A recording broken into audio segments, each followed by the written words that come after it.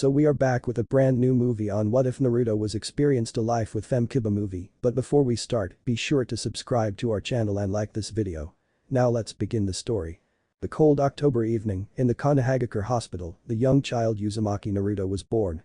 Unfortunately for this kid, that very same day, the village of Konoha was attacked by the nine-tailed demon fox, better known as the Kyuubi. The clans of the village fought desperately on that day to protect their homes and children, with many losing their lives in the fight. The child was of course oblivious to this, being newborn and without many thoughts outside of emotions such as fear, wonder, curiosity and anything else you'd expect a child to have. The Konoha shinobi, on that day they did manage to successfully hold the Kyuubi no Kitsune at bay long enough for Minato Namikaze, the fourth Hokage, to arrive at the scene and save the village proper from destruction, and this also his newborn son. As he arrived on the scene, he already had pre-gained knowledge that was only further confirmed by the fury in which the Kyuubi ravaged the lands with. He decided on a course of action and with that used his contract with the toads to summon Gamabunta, the self-proclaimed boss toad. I hope you do not have plans for me to fight the Kyuubi no Kitsune, Minato. Otherwise you're incredulously stupid. Yondaime stands on top of the huge beast, a grim smile on his face. Don't worry old pal. All I need you to do is get me clothes. There's only one option here. I'm going to use that. Gamabunta's eyes widen. That? You mean are you sure about this? Do you have the medium here? Minato shakes his head, a gesture the toad oddly enough notices, regardless of the man standing right between its eyes. For those who have not seen a toad, its eyes cannot see something standing right between them. XP, nope. I'll have to improvise using my flying thunder god jutsu. I left one of my kunai next to my son. Oh, so it was a son. Congratulations. Minato grimaces before returning his focus to the enraged Kyuubi. Thanks. Something is wrong, by the way. The Kyuubi isn't supposed to be this violent. Anyway, let's finish this. The battle between Hokage, monster and demon lasted for nearly half an hour. Only one more life was lost after Minato arrived on the scene, that being his own, and this with intention. He used a special sealing jutsu that he had developed, along with his teleportation jutsu, to seal the Kyuubi inside his infant child. However, during the battle a great deal of the Kyuubi's chakra was released. The tailed beasts were known to have as many special monstrous powers as they got tails, and the difference between the Kyuubi and the Hachibi was the Kyuubi's near-instant chakra regeneration. The clouds of chakra released would be near unseen by anyone, and with everyone being preoccupied with evacuating and rescuing the hurt, collecting the fallen, not a single soul noticed the clouds of dust that seemingly at random flew about throughout Konoha. There were dozens of them, each breath of the Kyuubi had created many more. The Kyuubi's airborne clouds of chakra, upon the sealing of its owner, went on a silent rampage. It began searching for hosts that could eventually create the new nine-tailed beast, so a silent war began among the Kyuubi's chakra. Lesser clouds were defeated and absorbed by the larger ones, and at the end, the strongest ones broke off a stalemate once they reached critical mass. Afterwards, all of them eventually found suitable hosts, within small toddlers, newborn infants and in one case an unborn girl. As soon as Naruto, Kyuubi's container, grew to be self-aware, he noticed that he was disliked by the people in the village. Wherever he went, he got ugly looks, angry stares and/or evil whispers, and he distanced himself from his peers. Instead, he found solace in training and reading. And it also was through reading he found out about the Kyuubi incident 7 years ago, an event that intrigued him. The date of the attack matched the date of his birth. The whispers and dark rumors he heard about himself often referred to a demon child or fox monster. He was not supposed to know, but the young child had an uncanny sharp mind and quickly drew the conclusion that he was somehow related to the Kyuubi incident. It wasn't supposed to be known to him at such a young age. However, since he had already begun the path to figuring it out, a few weeks later he was pulled into his mindscape in a dream and stood in front of the cage sealing the nine-tailed demon. A rather huge cage, held in place by a tiny piece of paper, looking like it could tear at the slightest breath of wind. Hello? Naruto called out and he felt something gigantic approaching. It appeared on the inside of the cage, huge eyes filled with malice and a large rather grim-looking mouth, or row of teeth if you will. You called for me, Warden. It taunted, and Naruto somehow knew. Knew it was unable to leave, knew it was the Kyuubi, and somehow felt its anger and frustration at being robbed of its freedom. You're the Kyuubi no Kitsune, are you not? He asked, full of confidence. The Kyuubi couldn't help but grin. Seems you're a smart one, at least. Could have been worse. The Kyuubi looks at the little kid, stays silent while thinking for a while, and then smiles. I'm the Kyuubi no Kitsune, yes. I've been imprisoned here as punishment and as a form of rescue from the man known as Uchiha Madara, by your own father in fact. Naruto's eyes widened at this info and at the event happening in front of him. The cage seemed to shrink as the Kyuubi continued to talk until it appeared as no bigger than a grown-up. The Kyuubi also became smaller and smaller along with the cage until eventually what sat inside the cage and looked at Naruto was a woman with fiery red hair and crimson eyes with pupils slitted vertically down. I've been called the greatest among demons by some, a queen by others, a king by yet more unknowing souls. And even so, here I am, sealed inside a 7-year-old boy. All thanks to that dreadful man with his eyes. Twice I've been lured by him, twice I've destroyed by his bidding. Naruto had sat down in front of the cage and listened to the woman intently. Aren't you going to become angry or enraged or something right now? Or bored? At the very least try to run from me in fear. She asked, and Naruto shook his head while keeping his gaze in her general direction, afraid she might vanish into thin air if he loses her out of sight. You're the first person to talk to me save for all-man Hokage and Inuzuka Sensei, and even those are rare to speak with unless I've done something wrong. Kyuubi tried to suppress a smile and failed, warmth filling her eyes probably for the first time in eons. Tell you what, kid. Let's work this thing to our mutual benefit. You're lonely, right? Always seeking everyone's acknowledgement and friendship. Naruto nodded slowly at the woman, a little curious as to where she was going with this. Well, I'm dreadfully bored without being able to do anything in here, so how about this? I teach you whatever you desire in order to gain their attention, and in return, you help me find a way past this little seal of mine, even if only temporarily. Could you do that? It had been a month since that first meeting. The first thing Naruto had been taught was how to appear in his mindscape at will. Kyuubi was exceedingly patient when it came to teaching Naruto, and Naruto gradually learned better and better, becoming much smarter at a pace faster than even the little kid could comprehend. Kyuubi-sensei, are you doing something to me? I feel like I'm somehow smarter or something. Naruto looked over at her curiously and she looked up from her self-conjured book. Well, if you really wish to know, yes I am. I'm giving off some of my own, I guess you could call it blood, releasing it into your body. It's yokai blood, so it'll make you smarter, stronger and more emotional. Which is the reason why I'm currently teaching you self-control and restraint so you can control your greater emotions better. Naruto nodded, satisfied with the answer. In 1 month, Naruto had learned the basics of chakra and its usage. He could walk on water, walk up trees, and other basic Genin level skills. Right now he was learning to meditate in order to focus his chakra, but he realized this was all part of a greater exercise to control his thoughts and emotions. Sealing is an interesting process, and also a very unstable one. Seals are written with ink, handmade, and every slightest deviation of the seal can have dire consequences. Even the unnoticeable ones. One tiny speck of ink missing here, an extra thin line there, and the results of the seal can be very different. In his haste, Minato Namikaze did a couple of pen strokes wrong while creating the dead demon-consuming seal to trap the Kyuubi within Naruto. Not that Minato would note the difference as it was so minuscule only the after effects would be noticeable. Unfortunately the after effects would be one of the things Minato would be unable to judge, seeing as this seal was his death. That the Kyuubi was able to speak to Naruto at such an early age could be one of the effects of the faulty seal. That the Kyuubi experienced the same pain as Naruto did and had the same emotions would be another. Regardless, the seal was impossible to penetrate. She could not channel her feelings across the seal, although her chakra was siphoned quite remarkably well, possibly because it was all with her. Were she to be released, she could reform as the Kyuubi. But she couldn't get out. All of these things pissed the demon queen off to no end, but she knew she had to make the best of it. In order to make her existence within this little squirt as good as possible, the boy would need bribes and gifts. Lots of it. Demons were not below bribing and blackmailing, they knew when to bow down to superior powers and when to backstab their foes. That would be demon logic 101, and as the demon queen, she had had her fair share of head bowing and more. Luckily humans were not like demons, and it would be easier to ensnare the squirt like this. Naruto was meditating. It was quite a boring thing to do, but it was better to meditate and stay hidden than being chased and attacked by villagers. He had no qualms about what they were saying, he knew he held a demon within him, and having accepted the demon's gift, made him a demon too. But he would prove to them that he was better, he would make them respect Uzumaki Naruto. Hey Kyuubi-sama, what powers will I have? And when can I start training in them?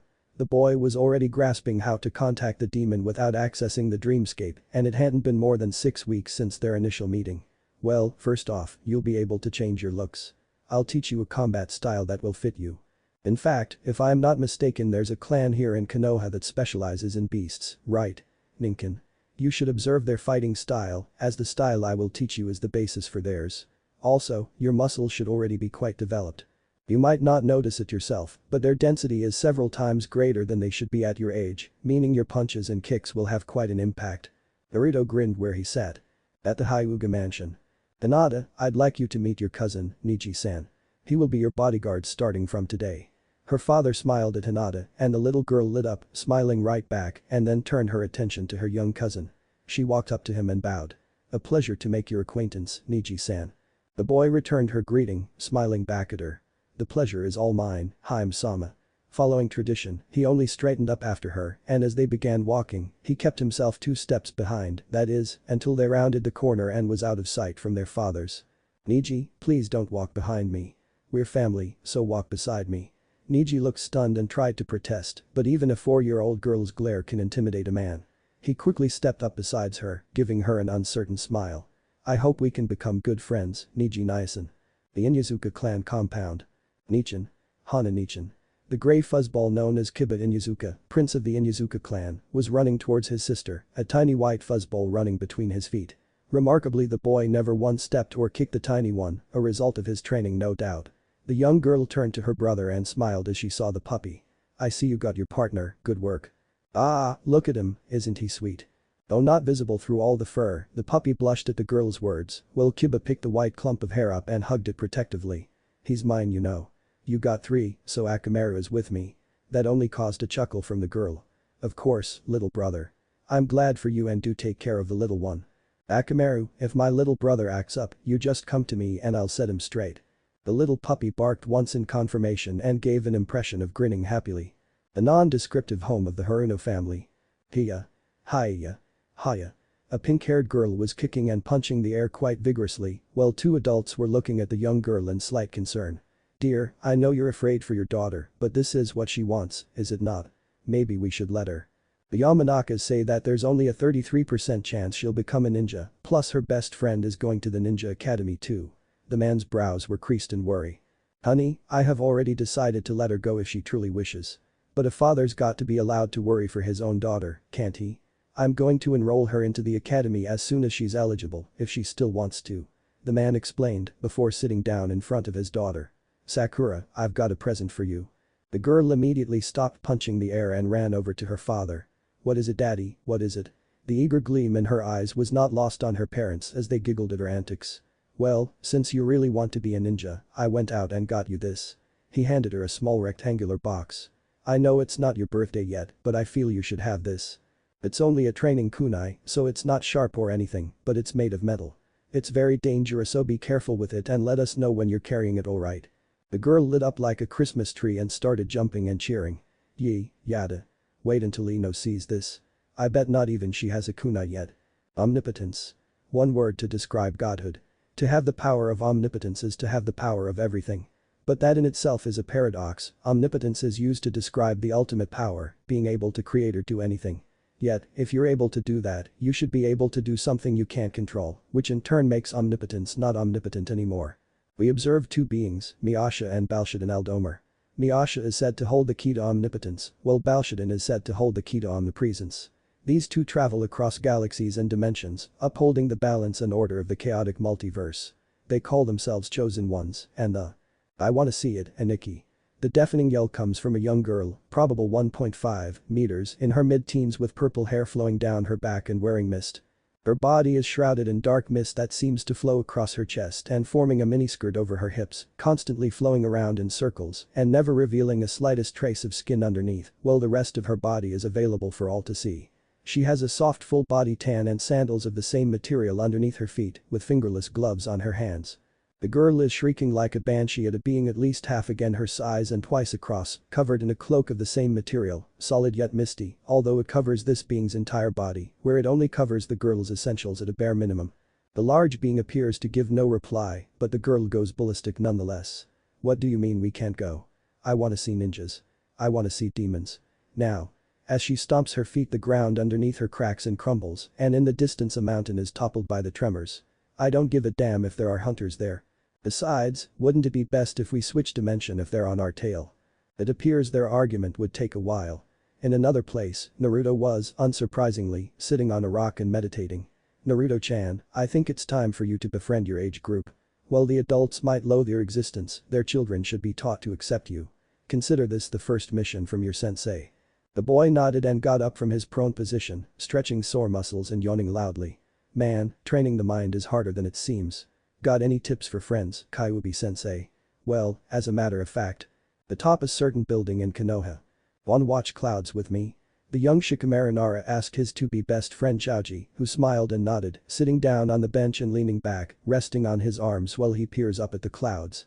Besides the two, the hulking form of Chaozu Akamichi, Chaoji's father and best friend to Shikamaru's father, smiled at the gesture. You'll find him sooner than you think, my son.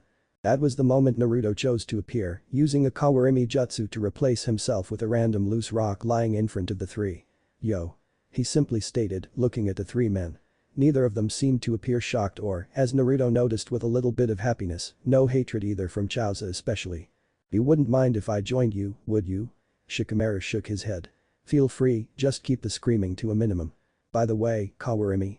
Naruto grinned and nodded. Took all my chakra, too. Lousy control, but I'm getting better. Chaozu was impressed. Naruto, as far as he knew, was only 5 years old at this time and already grasped chakra and basic jutsu. Quite impressive, Uzumaki-san. Well, I should be leaving, you three take care alright. And Naruto, if you could knock some school knowledge into the head of my son here, I'd appreciate it. He laughed boisterously, Chaoji protested meekly and Naruto smiled and bowed politely. I'll do my best, Akamichi-sama. As Chaozu left, Naruto turned to the two boys lying back on the bench before joining the men lying down too. While the three lazy kids rested in the Hokage's office, the third Hokage looked outraged. I cannot agree to this.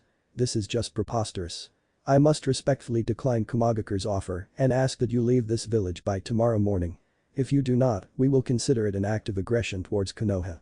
The diplomatic envoy from Kumagaku apologized profusely and agreed to this, hiding a large smirk on his face underneath his mask. Forgive me, Hokage-sama. It was the Raikage's orders I come here with this offer, I had no idea what was written. I will relay your message to him and respectfully apologize for the inconvenience of taking your time. Get out. Was the simple statement of the Hokage and the diplomat eagerly obliged, fearing the old man's wrath. Truth is, the envoy was in Konoha for entirely different reasons than strengthening the alliance between their two nations. Heck, Kumagaku's Raikage wasn't even aware of him being here in the first place. And now to prepare for my true mission. The Hyuga heiress is the optimal target, she's weak, yet not helpless and fragile like the youngest Hyuga daughter. Taking an Uchiha is out of the question, their eyes are too dangerous if the kid grows up to loathe us. The Hyuga it must be. Between dimensions. No, I wanna see the frickin' ninjas Aniki. Now. The purple-haired girl was enraged and screaming like a banshee, the mist encircling her body was radiating off of her like an exploding pincushion, with the needles being spears of mist flying in all directions, over and over. The other being was visibly shaking from fear, frantically waving his hands in front of him, warding off the girl's wild yet effective punches and kicks. Suddenly the girl froze and looked up at him, her eyes shining with stars in them and a really happy, hopeful smile on her face. You promise, Aniki? Honest to death and cross your heart.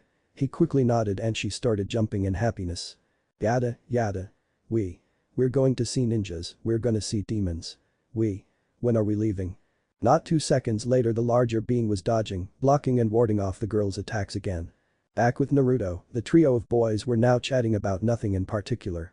All three were looking forward to the academy and they envied Naruto for being able to go a year before them, though Naruto just waved it off, saying he'd be nothing compared to the clan heirs that would appear in the year after. I'm sure all of you are gonna be excellent ninjas. I'm lucky if I even pass, but I'll do my best. You already know the Kawarimi no Jutsu, you'll do great Naruto-kun. Chaoji smiled encouragingly at the blonde who scratched the back of his head and grinned.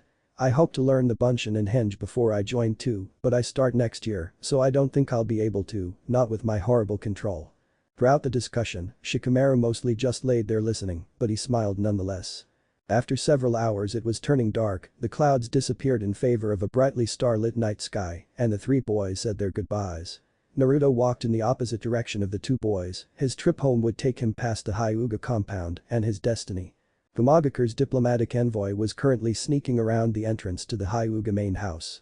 While it is true that the Hyuga pride themselves on their eyes and have a near-perfect 360-degree vision, they only have that ability when they activate it, and even with activation, the visual range varies from one Hyuga to another, depending on a myriad of factors such as training, purity of genes and skill.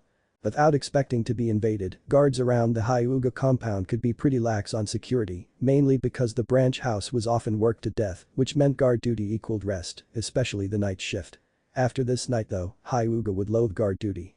It was due to lack security in the Hyuga estate that the Kumagakure ninja even managed to sneak in, let alone get unnoticed to Hinata's bedchambers and pick her up. Remarkably enough, the ninja managed to crash into the young Naruto Uzumaki, who was walking on his way home while fleeing with the Hyuga, which sent the girl tumbling into the bushes and the other two sprawling onto the road. At that moment, within the bushes and trees, close to Hinata's bound, gagged and rolled up form, actually, the air seemed to ripple outwards from a single point. That single point cracked and tore horizontally and vertically, collapsing in on itself like a crushed mirror, until all that was there was a dark portal about the size of a large person. "You little brat. I'm gonna kill you for this." The Kumo-nin spat angrily at the Kyuubi container, who gathered himself and shook his head. "What hit me?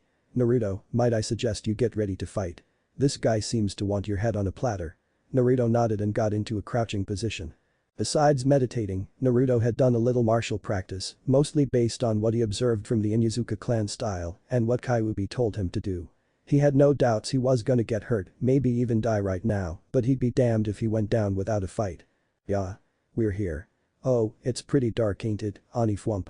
The purple-haired girl looked down at what she tripped over and saw a sack. A moving, muffled noise-creating sack. Question marks were popping her head. "Huh? What? What's that? Niacin, what the hell is that? That bag is moving. Oh my gosh, that is so cool."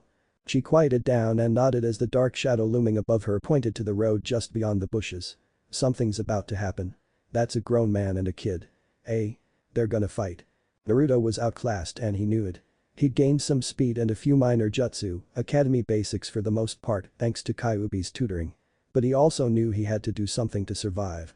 "Kyuubi, I think it's time for me to learn to use your chakra, unless you've got a death wish." "Heh, if you wish, kid. It's gonna hurt like hell, but I'll force you up a level." "Thanks." The air around Naruto began vibrating as he picked two kunai out of his side pocket, one in each hand, and growled as his body morphed in front of the Kumo-nin. "You're gonna kill me?" He grinned evilly as his voice grew cold. "I get it, you must be ready to die." He gripped the kunai hard as pain began racking his body, making him shiver. His eyes went blood red and slitted, his teeth stretched, mainly his fangs elongated, and his fingers and nails turned into claws, all the while orange chakra tossed around him, cutting the ground and whipping up a small storm. The effect was not lost on the former diplomat. The display made him freeze in his tracks as the massive kai of the Kyuubi was flung at him. For a moment the man thought he saw a giant fox head floating in the air above the little boy. "Shit. Hey, Aniki. That boy's a demon. And a ninja. He's so cool. Oh my gosh, look at that." The girl was gushing over her newfound interest as he suddenly moved forward at a crazy fast pace, kunai ready to strike, while the opponent was still frozen in fear. In the blink of an eye, the little boy was behind the grown man, who buckled over, one of those blades in his chest and the other still in the kid's hand, dripping blood. A cut opened up on the man's cheek as he fell down on the ground, paralyzed. All of the commotion just outside the Hyuga compound had woken up one Hyuga Hiashi, whom had witnessed the encounter between the Hinata's kidnapper and Konoha's Jinchuriki. The fox was out of the bag, so to speak. And hey, another chapter. I've kinda taken a liking to this story. I've amazed myself by writing this much already and continuing on. I've got several chapters planned, written, even. Yimi. Okay, that's only half true. I got nothing planned ahead, I just go with the flow basically. I got some concepts and ideas, but nothing firm. Just letting you know. Anyway, I got into a large debate with my pal about a certain word. I refused to write the correct word for the side pack or extra pocket or shuriken holster that it's so affectionately called in Naruto. I think its true word is too gay to write. Magrath'll probably say it in a review or something just to spite me. XD. Oh yeah, I'd advise you to go on over and check out his story too, Naruto. The Uchiha Chronicles. I've not mentioned it until now, but Magrath's my beta reader, he really saves me a few mistakes. Though his sister chews my head off for baiting his story. Yes, Naruto defeated the Kumo-nin, but it'll all be explained why and how. He's not super uber powerful. As for the two arcs I've added in, I'll explain that later too, I'm not entirely sure. XD. You performed something dangerous out there, Uzumaki-san. Currently, Naruto was sitting in front of one of the most powerful men in Konohagakure, one called Hyuga Hiashi, clan head of the Hyuga. Besides the man was his daughter Hinata, who looked a little bruised but no less worse for wear. You were lucky this time, you caught the man off guard. At your age, well, the speed was impressive, I doubt you could have taken him were he prepared. Well, one could say he underestimated you, meaning you did a good job as a ninja. Naruto was a little confused. Was the head of the Hyuga clan praising him? Hyuga-sama, if I may. I'm not sure I understand. Why aren't you trying to kill me or run me out of here like all the others? Hiashi smiled softly at the demon container. 2 reasons.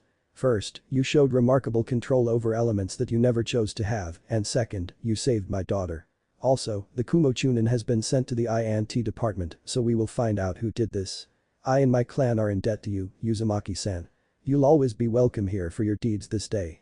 The Hyuga are powerful allies, Naruto. You did a good thing, and the first great step to getting a good reputation in this world.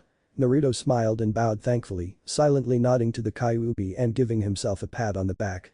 Thank you, Hyuga-sama, please, call me Hiashi. Only if you call me Naruto, Hiashi-san. Naruto-kun, I'm not sure I've introduced you to Hinata yet, my apologies. Hinata-chan, why don't you thank Naruto for saving you? I have to go talk to some guardsmen about proper routines. And with that, Hiashi excused himself and left the 2 kids together. Amen, Naruto-kun. The young girl was blushing softly and lowered her head. Thanks for saving my life, and Naruto-kun. Naruto was sitting there, looking at the young girl slightly perplexed as he wondered how a creature could be that cute. And nothing to thank me for, may I call you Hinata-chan? As the girl raised her head, she nodded at him, before shyly poking her fingers together. I would like to mean W would you The girl took a deep breath, which made Naruto blush from the cuteness of it. I would like it if you could return someday. The Uchiha district. I hear you're going to start at the academy next year, Sasuke. A teenager with raven hair and dark eyes, the obvious trademark traits of the Uchiha family, as well as tear troughs under his eyes, giving him a sleep-deprived look. Yeah. I'm gonna be as famous as you, brother. The smaller of the 2 brothers replied eagerly in the affirmative before starting to pester his brother to train him again. Alright, why don't I show you my training? Later, while training, Sasuke keeps talking about how he'd like nothing more than to be like his brother, and Itachi can't help but grow a little worried about this infatuation. Little bro, come here. He waved his hand slightly, and as Sasuke ran up to him, tapped the little boy on his forehead. You shouldn't dream too much about power. As Uchiha we'll always be strongest, so why not find another dream, one you have to work for?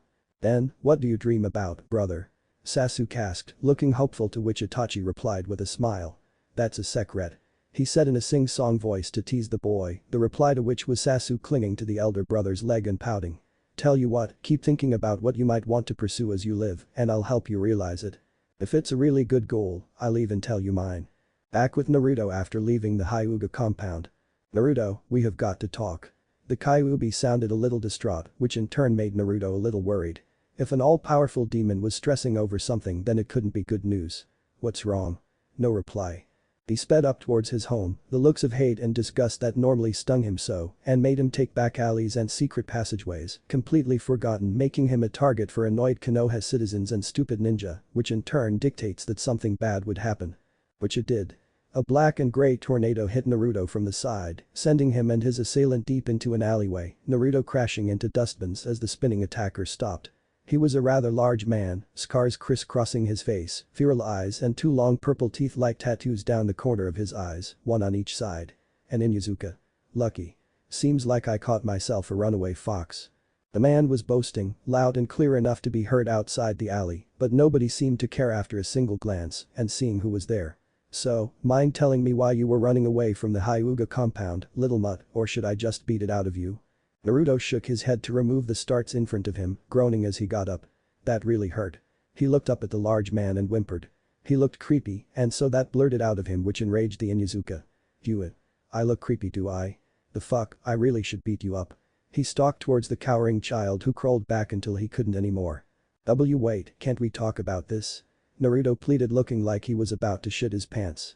The Inuzuka man only grinned madly, and as soon as he came within reach of the boy, he launched a kick that would break some bones. Naruto looked up from his position only when he wondered why the pain didn't come and saw the man's leg frozen, no, the entire man frozen mid-attack. Naruto, run. Shikamaru Nara yelled to his friend, and it got him going. Naruto got up and rushed out of reach of the man and over to the young Nara. Come on, we gotta run, Shika. Both turned tail and ran as soon as Shikamaru dropped his jutsu, the Inuzuka tripping over his own feet as he got control of his body again. Damn brats. He yelled and took after them, running on all 4s to catch up. He never got out of the alleyway as he was stopped by 2 Anbu, whom he had the distinct feeling were grinning and looking pissed off at the same time, the cat and dog masks they were wearing, making it impossible to know for sure though. He knew he'd regret this for a long time. See, can't we talk about this? Cries of pain and pleas of mercy could be heard for a good 5 minutes before two shadowy blurs jumped up out of the alley and vanished across the rooftops in the direction of the Hokage's office. Naruto's apartment. Boy, Naruto, what was that all about? An exhausted Shikamaru was resting on Naruto's couch, panting for air, while Naruto himself had collapsed onto the floor. The reason I'm never around. He muttered from his face-down position, the words muffled but audible. Man, it must suck having the Kyuubi sealed inside you if this is what you're going through. Yeah, but it's not too bad. Naruto stopped talking and sat up, looking wide-eyed at the Nara boy. You know about her? A torrent of mixed emotions was running through him right now. Fear, anger, despair, hope, and he looked at the black-haired boy who seemed to know all those emotions and the questions behind them. I didn't. I guessed. I've heard the way others talk about the demon brat when they think I can't hear them. You've got whisker marks on your face similar to a fox. There's only been one demon close to Konoha the past decade, and your birthday is the 10th of October, the day the Kyuubi attacked. I'd read a bit about sealing some days back because my dad wants me to become a shinobi like him, so I just took a leap of faith. Naruto sighed and flopped back down onto the floor. I didn't know it was a she though. Naruto stiffened. How would you know, Naruto? I mean, what I understood was that the demon won't be capable of contacting its host unless the seal is bad or the host allows it. Is Konoha in danger, Naruto? The blonde boy turned over onto his back and looked at Shikamaru. Maybe. Hopefully not. The seal isn't ruined or anything, I won't dare to touch it. But I am talking to her. Learning to use her power. Since I don't have any family or something I can learn how to become a shinobi from, I asked if she couldn't help and she agreed in return for not being in a stuffy cage. The seal works like a cage no matter how it looks, I figured, so I'm working on changing the way it looks to me. Ah, that's right. She needed to talk to me. Naruto said, sitting straight up and closing his eyes. Shikamaru looked slightly interested in this. Is there anything I could do to help? He shrugged when Naruto shook his head. Ah well, I'll stick around and wait if you don't mind then. Naruto's mindscape. Hey there. Naruto looked up at the Kyuubi. Since Naruto had little to no knowledge of how seals works, despite him trying to keep a constant mindscape, it kept collapsing in on him. Sometimes it would be a sewer, other times a bright sunny forest, sometimes even Konoha or a massive mansion. Today it was a large field, grass stretching as far as he could see in all directions. Kyuubi was sitting under a single tree, the only one nearby, though in the distance he could perceive a forest which he knew was actually all his memories. But this tree was not one of Naruto's memories, it looked different. Take a seat, Naruto. We need to talk. He did as asked and sat down under the tree, next to Kyuubi. She was human-like, wearing dark orange clothing that hid next to nothing, and with fox ears sticking up out of her long, crimson and white-tipped hair. She placed her eyes on him, looking more serious than Naruto had seen before. Naruto, there's something I have avoided to tell you so far about the way you're using my power. It shouldn't have been a problem at all, but because of your earlier escapade and use of my powers, there might be a small complication. Naruto could sense that she was avoiding telling Naruto exactly what was going on, but let her continue. It was probably difficult for her, judging by the tree's fluctuating colors. Her emotions, if Naruto was to guess. Naruto, do you know about hormones? He shook his head. He'd been reading some books at the library whenever he bothered to use a henge and enter, but no medical books so far, only books about social behavior and guides for aspiring ninja and stuff like that. Not really, Kyuubi-san. Why? Well, had you been 5-6 years older, then this would not have been a problem, because when a human child enters puberty, their hormones run rampant, causing boys to become men and girls to become women. It's a long process and lots of hormones are needed. Growth hormones, sexual hormones and more. It's a lot of details, but it's summed up as this. Hormones are the building blocks of your body. Now, from the start of puberty, this couldn't have happened, but after you tapped into my powers, you received hormones along with my chakra. Us Biju demons are chakra that can manifest into physical form, and being the strongest, my chakra is the most potent. When you called upon my raw power, some of it turned into hormones that are now surging through your body. By all rights it should hurt like hell, but I'm doing what I can to deaden the pain for you. Naruto looked up at the tree and saw streaks of orange and blue crash here and there, regardless of the ever-changing colors. That's what the tree is for, isn't it? He asked, and Kyuubi just nodded. I'm glad you're as observant as ever. But the problem, as you may or may not see, is that I'm a female. You're a boy. But the demonic hormones within you will most likely change that very soon. As far as I know, I can't reverse this, so I thought you needed to know what will happen to you within a week's time. Naruto blinked. He blinked again. He shook his head from side to side and knocked on it, then probed his ear with his pinky, before returning his attention to Kyuubi. I'm sorry, I think I've been more hurt by that Inuzuka than I normally am. It sounded to me strangely like you were telling me I'll become a girl within the week, and that can't be right, can it? He looked at Kyuubi with a mix of desperation, hope and fear. She didn't return his look. You're serious? A slight nod of her head. Holy, I'm gonna be a girl. Another nod.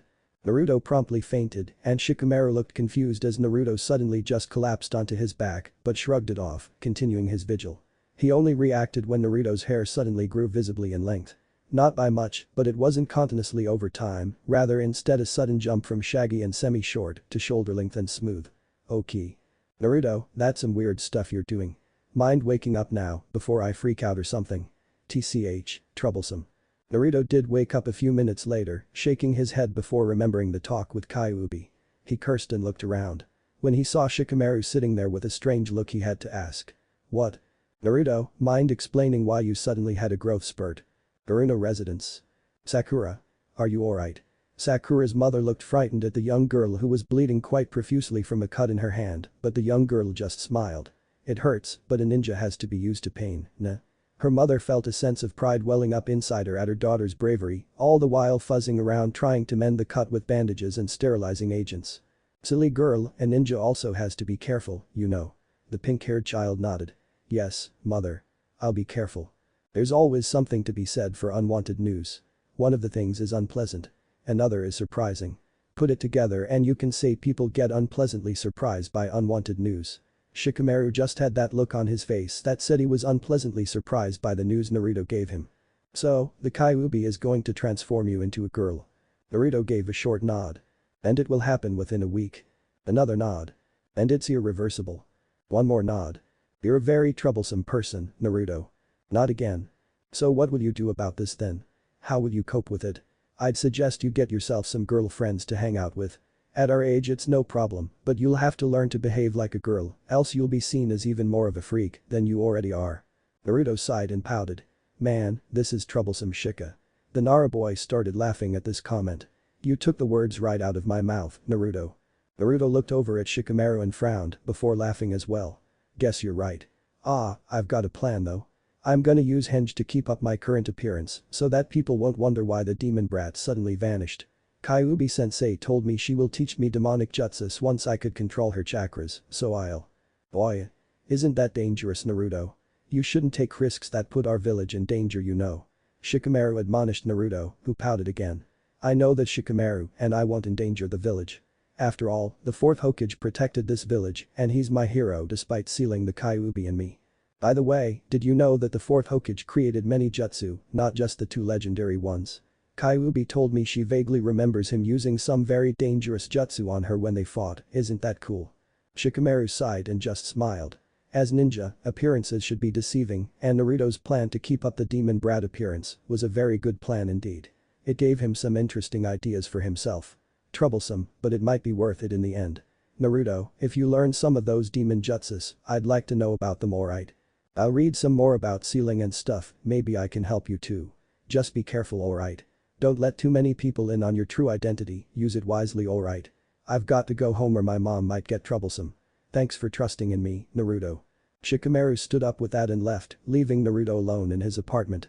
It was pretty late, so Naruto decided to brush his teeth and go to bed. Yamanaka Flower Shop, 2nd floor, Yamanaka home. Ino, it's time for bed. The young blonde girl looked up from her books. It was picture books with tales of brave ninja fighting evil ninja, and the girl was quite captivated with them. Oh, do I have to, Mom? I'm reading about how Asuka and Shinosuke fought the evil samurai tyrant Yoru. Mom. Will you read the story for me? Please. She smiles and chuckles softly. No, but your dad would love to, wouldn't you, Inoichi? Throwing her husband a sideways glare that no man would ever say no to, the proud leader of the Yamanaka household swallowed that pride and nodded to his dearest. Of course, I'd love to read that story for my dearest baby girl. Again, he mentally added. Every single night for the past 2 weeks he'd been reading ninja stories to his daughter at bedtime. He was happy that she took such great interest in the ninja world. His wife was a civilian, so the chances were she could go either way, becoming a ninja or living a peaceful civilian life. From the looks of it, she had chosen the path of a ninja.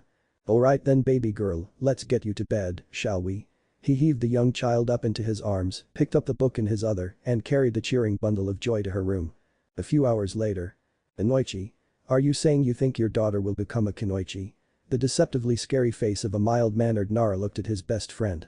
They were sitting across from each other, a shogi board between them, and to their side sat the third member of the infamous Inuzuka trio. Chao's Akamichi was a bountiful man, plenty to love and plenty to hug.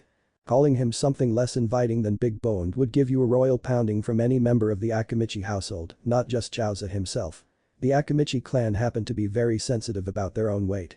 In fact, most of the size of an Akamichi is muscle, since their jutsu required body strength, not body mass. A slim Akamichi is a weak Akamichi, or so is the general belief. The girl, Inoichi. The large man smiled. Well, if you think she'll be a strong member of the next generation Inuzuka trio, then he was interrupted by the blonde mindwalker. That's just it. I do not think it would be in the girl's best interest to be a member of a preset trio. We can introduce our children to one another and see how they pick up from there, but if she does not want to be friends with the boys, then who are we to say she must be but the trio, Inoichi? What will happen to our clan's legendary combination? Chaoza attempted to argue, but Shikaku smiled and moved one of his shogi pieces. Well, if that is what you think is best, then by all means I approve. The teamwork is a vital part to our clan's combination trios. If they cannot work together, then the team will suffer instead of prosper. And she would be the first female member of the Inuzuka trio, and the female mind works in mysterious ways even I cannot predict. Chaoza calmed down as his friend explained the status quo and then nodded. In that case, I guess we should introduce them to one another soon. How about a barbecue at the Akamichi estates? Oh, I will invite another kid, seems like Chaoji and Shikamaru found a good friend. And the kid is no slouch either, 7 years old and able to use the kawarimi already.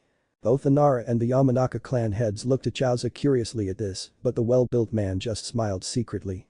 A few days later, the Hokage Tower. Hokage-sama, I am so sorry. I had no idea there were still anyone thinking in those tracks among my clan members. Had I known I would have dealt with it personally, you must understand. The rowdy-looking woman known as Tsume Inuzuka was cut off rather briskly by the Hokage. Enough, Tsume. She clapped her mouth shut instantly, and had she a tail she would have put it between her legs right now. I'm sick and tired of all the assaults, all the hate and all the myths surrounding Naruto. The child has never done anything to harm our village, and Minato wanted him to be seen as a hero. He's already begun changing the world around him by himself. He's made friends with the heirs of the Akamichi, Nara and Hyuga clans. He also defeated a spy from Kumagakure who attempted to kidnap poor Hinata. The Inuzuka clan head looked shocked both at the news of the kidnapping attempt and the fact that a 7-year-old boy managed to defeat a Chunin from Kumo. I want you to properly apologize to the boy, Tsume. And then I would like it if you, like the other 3 clans, would learn to know him before deciding he is made of bad stuff. The boy is coming over soon, him and I have something to discuss. After that I will send him to the Inuzuka compound where you will learn to know him, alright. Tsume Inuzuka had never felt animosity towards the young blonde demon container, but she had never particularly wanted to help him either. Generally the Inuzuka clan and the Kyuubi container had a relationship of I stay away from you, you stay away from me, but some of her clan couldn't see the difference between a prison warden and its prisoner. She dealt rather harshly with several cases of overzealous mutts who had decided the boy was dangerous and a free target, but some always slipped the net. Nobody could be everywhere at once. Yes, Hokage-sama. I would be honored to do so. It fits rather nicely too, both of my puppies are at home today, so that gives me a chance to introduce them to Uzumaki. Maybe he'll make more friends. A few minutes later, after Tsume had left and the ancient Hokage had cleared his mind of the ordeal, a timid blonde boy peeked in from the door. Hokage-sama. Hiruzen blinked and looked at the boy. Normally he wasn't this timid, was he? Silent and normally kept to himself, but never afraid of talking or showing himself. Naruto, please come in. Don't look like that, you'll make an old man scared. Please, sit down and tell me what it is you wanted to talk about. The old Hokage smiled at Naruto who nodded and walked inside the door, turned and closed it, then pattered over to a chair in front of the desk. Naruto, you look like you're walking towards your doom. After Naruto had sat down, he looked down at his feet for a while. The silence was awkward and not a little unsettling for the Hokage. I'm not entirely sure how I should tell you this, Hokage-sama, it's a long story. Sarutobi smiled down at the boy. I'm sure that if you start from the beginning then everything will be told eventually. The young blonde nodded. Then please don't interrupt until I am finished. At the old man's confirmation of this, Naruto began his tale. You know just as much as I do how much the village resents me. Up until some months back, however, I did not know why. But I'm not stupid, Hokage-sama. I learned what was wrong on my own. Being called a demon brat behind your back, having your birthday the same day the Kyuubi attacked and was defeated, not to mention my looks. One day I thought maybe I am a demon. Maybe I am the Kyuubi and just don't know it yet. And that night I stood face to caged face with the Kyuubi. She's imprisoned within me, but I guess you already knew. Don't worry, I do not hate you. I was relieved to find out I wasn't the demon, but I felt sorry for her. She didn't exactly look comfortable. We talked a lot, since neither of us have anyone else to talk to. Eventually, she agreed to teach me how to be a ninja based on what she knows of human shinobi. Demons do not use ninjutsu like us humans, but because I am a Jinkuam Jinshu heir. The boy stopped and scratched his head laughing nervously. Ahahaha, whatever you call it, one of those who keep demons inside them at least. Because I am that, I have access to demon chakra, so I can use those skills eventually too. Anyway, that is what she said, and she would teach me that eventually. Of course this wasn't for free, we've traded. I grow mentally, that means I get smarter. I use that to change how the prison looks. A sewer isn't really a good place to have a prison. So I try to make decent looking places for her to stay and give her some comforts, and I get training as a result. So for the past 1 or 2 months, I don't know, I lost a bit track of time with all that happened. She taught me some basic stuff. Some taijutsu stances, chakra control, kawarimi and henge. But then we met the Kumagakure spy. Oh yeah, I didn't know the henge back then. Anyways, he tried to kill me and I was really scared then, but Kyuubi helped me, although it wasn't entirely for the good of me. She had intended to start giving me some of her demonic chakra after I reached something she calls puberty. I'm not exactly sure what that is yet, but she says it's the time when boys turn to men and girls turn to women. I haven't reached it yet, so she says. But she forced that chakra into me, and that allowed me to win over the scary-looking man. He was scared of me then. Later she really needs to talk to me, she says. And she tells me that giving me so much demonic chakra before this puberty thing wasn't too bright an idea. This is why I came to you, Hokage-sama. I've got a secret now and I thought you should know about it. After all, you are the Hokage, right? Though I don't know if that makes much sense. I'm trying to see what stuff means, or if it makes sense, or if it is smart. I'm not too good at it yet, so I'll make mistakes, but I'm learning though.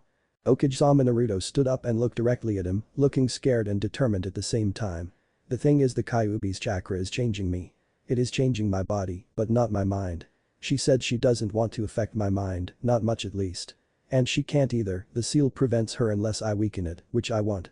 But the air around Naruto shimmered and seemed to melt and evaporate at the same time, blurring out the vision of Naruto and replacing it with a young girl of Naruto's age, the trademark scars on his cheeks visible on hers, and her long blonde hair bound in twin pigtails that hung down framing her face. I'm turning into a girl, Hokage-sama. Naruto's voice was almost the same, maybe a slight pitch higher, more feminine. It would be impossible to tell until puberty. Hiruzen took it in stride though. The young girl stood there twiddling her thumbs and looking uncertain, her nerves starting to get the best of her. Each silent second made her more nervous and unsure. Then he broke into a smile. Naruto, you're the #1 most surprising ninja I have ever met. He started laughing heartily. True, he was concerned about the demon breaking free, but he was more concerned about Naruto's well-being, and if she were unhappy, the demon had a greater chance of escaping. Keeping Naruto happy and letting her have a decent life was probably the best way of treating the Jinchuriki and demon stigma. So you're saying you're turning into a girl. And the Kyuubi is female. That's a fact I will file for another day. That jutsu you used, it's a demonic one, I guess. I didn't recognize it, nor did I sense it on you. Henge are usually easy to figure out, but that one you used sure looked realistic. Naruto was relieved, looking extremely happy that the Hokage accepted her so easily. Yes. It was the demonic jutsu Henshin. It physically transforms the user, which means I become what I imagine, instead of making a copy image over myself instead. Hiruzen just nods at this. Well, Naruto, your secret is safe with me. But I think you need to choose sooner or later, a girl or a boy. As a girl you won't be followed and hated like the people do now, unless you reveal yourself as the boy, but a girl poses several difficult problems of its own. I don't even know since I'm not a girl myself. But you should be careful whichever you choose. But can't I be both at once, Hokage-sama? The old man blinked. I mean, if I am the boy from time to time, so people think I'm still around, then I can be my girl self to all my friends, can't I? Hiruzen looked deep in thought for a while. Sure, he could attempt that, but the problem it posed was, what if someone looked for both at once? Nobody could be at 2 places at once. Naruto, I have an idea. Author's ramblings. Also known as author's notes, yo. So I've been flopping around doing a lot of nothing because I didn't feel like it. Then I got my grubby little fingers on new games, and combined with where the manga was going and me pouting because the backstory got all flipped around due to it, I didn't want to write anything. Then the mangas vanished. I ain't gonna bother finding a site where you can read the manga anymore. They're gonna die left and right now that the governments of USA and Japan are hunting them down, damn bleepess. But, I managed to write some more. I got some good ideas for the story, and since my hard disk drives decided to have a party I wasn't invited to, where they got pretty drunk and lost their memory, I don't have the original next chapters forward, so I can take the story in any direction I want to.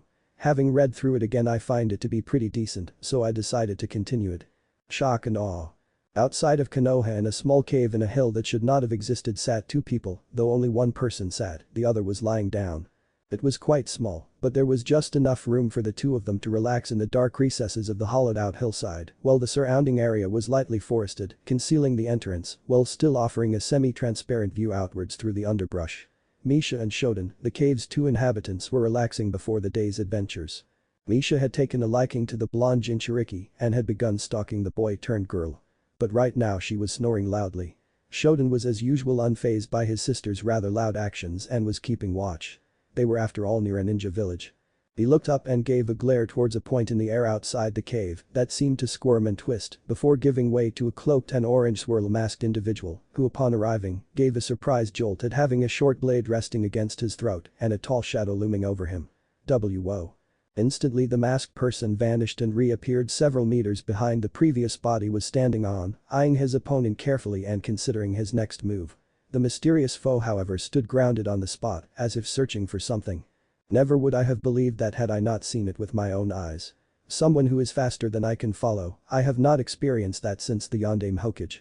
And who are you?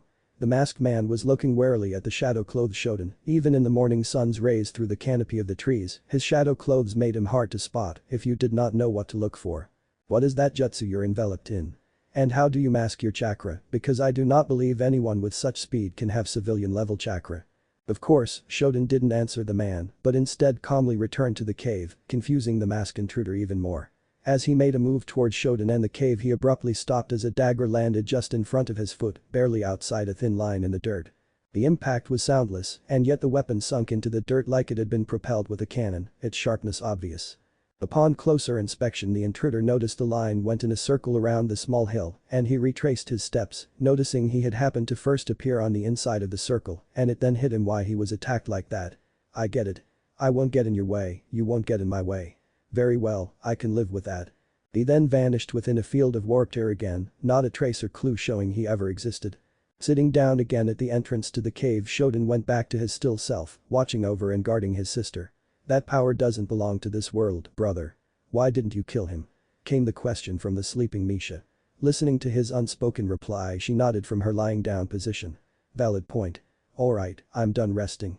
The purple-haired teen bounced straight up in an instant, the smoky clothing almost not catching up to her movements in time. Let's go hunt us some demon ninja, I think it's time to introduce ourselves to our new protege. Meanwhile, at the Hokage Tower. The Hokage sighed heavily. For over a year now he had been stalling the council, hoping that his spy Itachi would find some way to solve the coming conflict between the village and the Uchiha clan before it escalated. Itachi had said several times he was onto clues and the fruits of his labor was lying at the desk in front of him now. A complete list of everyone involved in the upcoming revolt down to the weakest, most insignificant supporter. The list comprised nearly half the Uchiha clan and several members of other clans, sympathizers no doubt, but with this list the third Hokage could finally make a move. Each of the names on this list had been guaranteed by Uchiha Itachi and his cousin Shisui, who acted as a relay informant for the young Anbu captain. Thank you Weasel. It pains me to give you tasks like these, but it is necessary in order for us to maintain peace. With this list, I will be able to contain the situation and leave the innocent alone. We will act tonight so make sure to arrive at 10 precisely. Weasel just nodded, a slight drop down and up of his weasel-faced Anbu mask, before vanishing in a blur. Hiruzen Sarutobi rose from his chair and sighed heavily as he turned to look out the window, musing at his misfortunes. Curses be, Minato Namikaze. This situation's only worsened since you left. The old man glanced over his back, a rather hefty stack of papers on the desk. He groaned in agony. Then again, it might be better dying than suffering this menial task day in and night out. At the Inuzuka compound, afternoon. Young Naruto was currently laughing and rolling on the floor while being licked. No, gobbled up in the face by an eager little fuzzball named Akamaru. Ha ha ha stop it. Hehehe that tickles.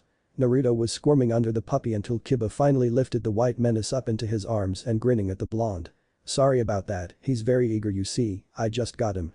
But one day him and me, we're gonna be the best partners there is. Naruto managed to stand up and gave a smile back at the Inuzuka heir. Sounds like a pretty cool goal. That's right. I'm Uzumaki Naruto, pleased to meet you. Naruto held out a hand to the boy who returned the gesture, shaking the secret gender swapper's hand. I'm Inuzuka Kiba. My mom told me you would be coming over, come on let's go inside. Kiba put the dog on his head. Naruto looked at that action curiously for a second before following the boy inside. The Inuzuka compound was composed of several large mansions, 2 kennels for breeding ninja dogs and an animal hospital, specializing in treatment of dogs of course. The mansions were actually large apartment buildings which housed most of the Inuzuka clan members and their companion dogs, barring those who lived outside the compound with friends, family, lovers.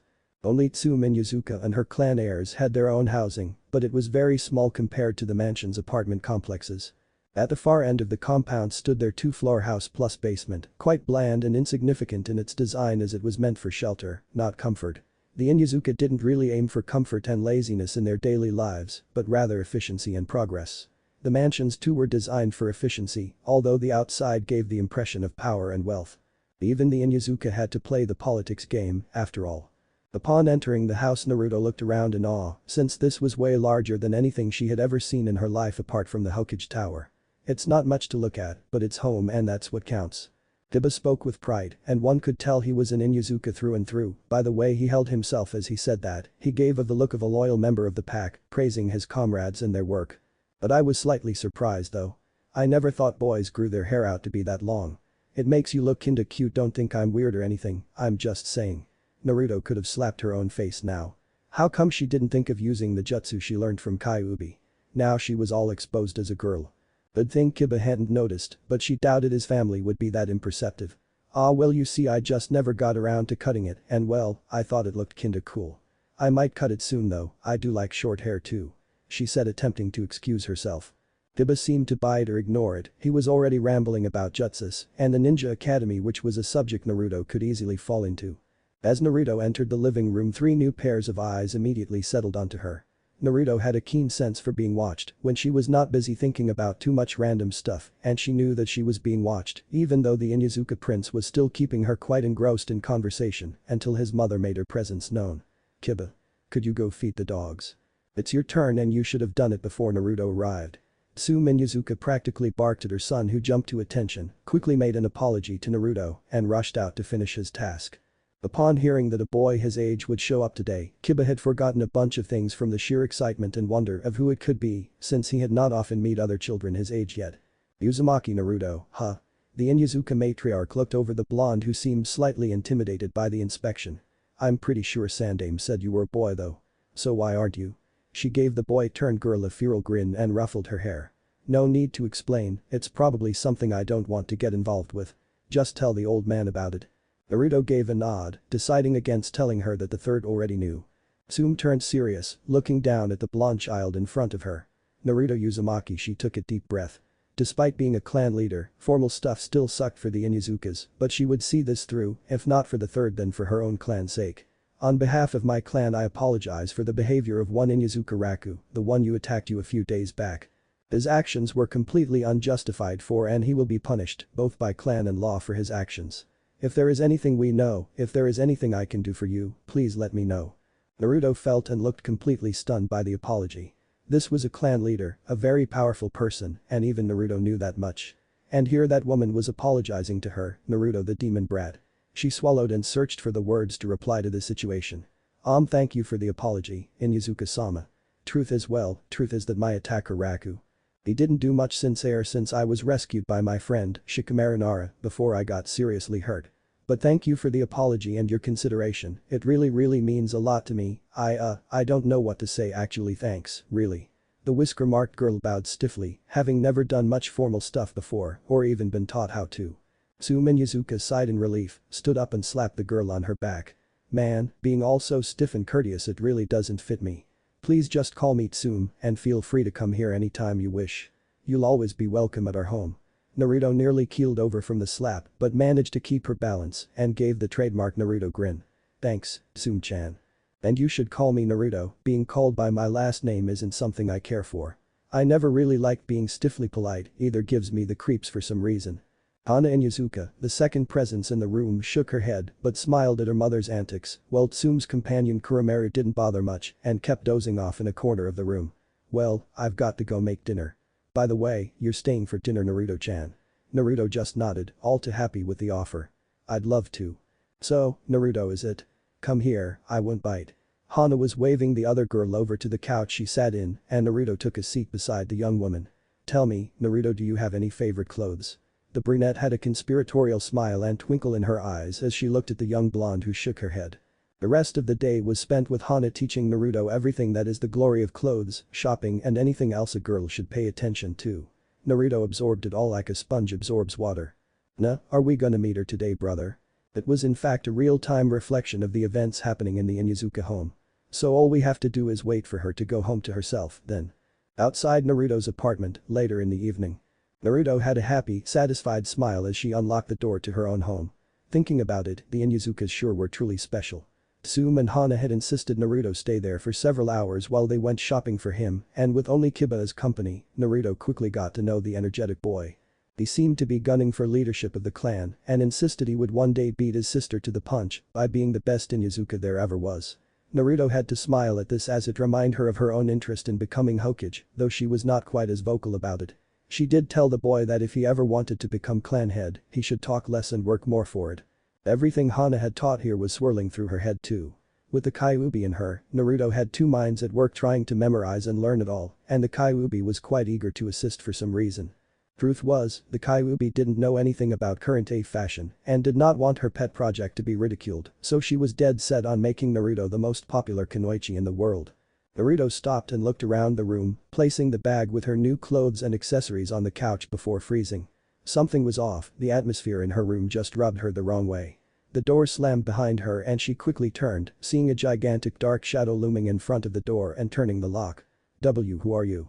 Naruto was walking backward slowly, her fear of being assaulted having surfaced again, making her look around desperately for other escape routes. Geez, such a scaredy cat you are. The girly, slightly whiny voice behind her caused Naruto to jump into the roof and stick there with claws of chakra subconsciously while she shrieked. Eek. Looking down to see what scared her, so she saw another shadowy figure, though the shadows were receding and revealing a girl with purple hair and a long braid down her back. The other shadow was still as dark and mysterious and made Naruto very unsettled. What are you? The girl grinned up at Naruto. Why, I'm your new teacher, of course. She exclaimed with excitement, a tendril of the shadows around her wrapping around her arm and shooting towards Naruto when she pointed her hand up at the frightened girl, grabbing her around the waist. The blonde couldn't hold her grip on the roof as the smoky dark tendrils gently tugged her down and placed her on the couch, next to her bags. We scared you good there, sorry about that. Misha sighed and looked over at the tall shadow in annoyance. Yes, brother, I was going to. She turned her attention back to a confused Naruto. Sorry about that too. My brother keeps picking on me because I told him we should come here and he didn't agree. He's a good guy, but since you can't really see it on him and since he's so big and scary, some people think he's a bad guy. Ah, my name is Misha and this is Shoten. Naruto had managed to calm herself slightly and looked from one to the other, at least her chakra claws and fox eye features were receding, though the absence of the fox was scaring her slightly, it felt as if the fox was hiding from something. What do you want from me? The shadow-clad girl grinned and made a pose. We want you to be the coolest ninja ever.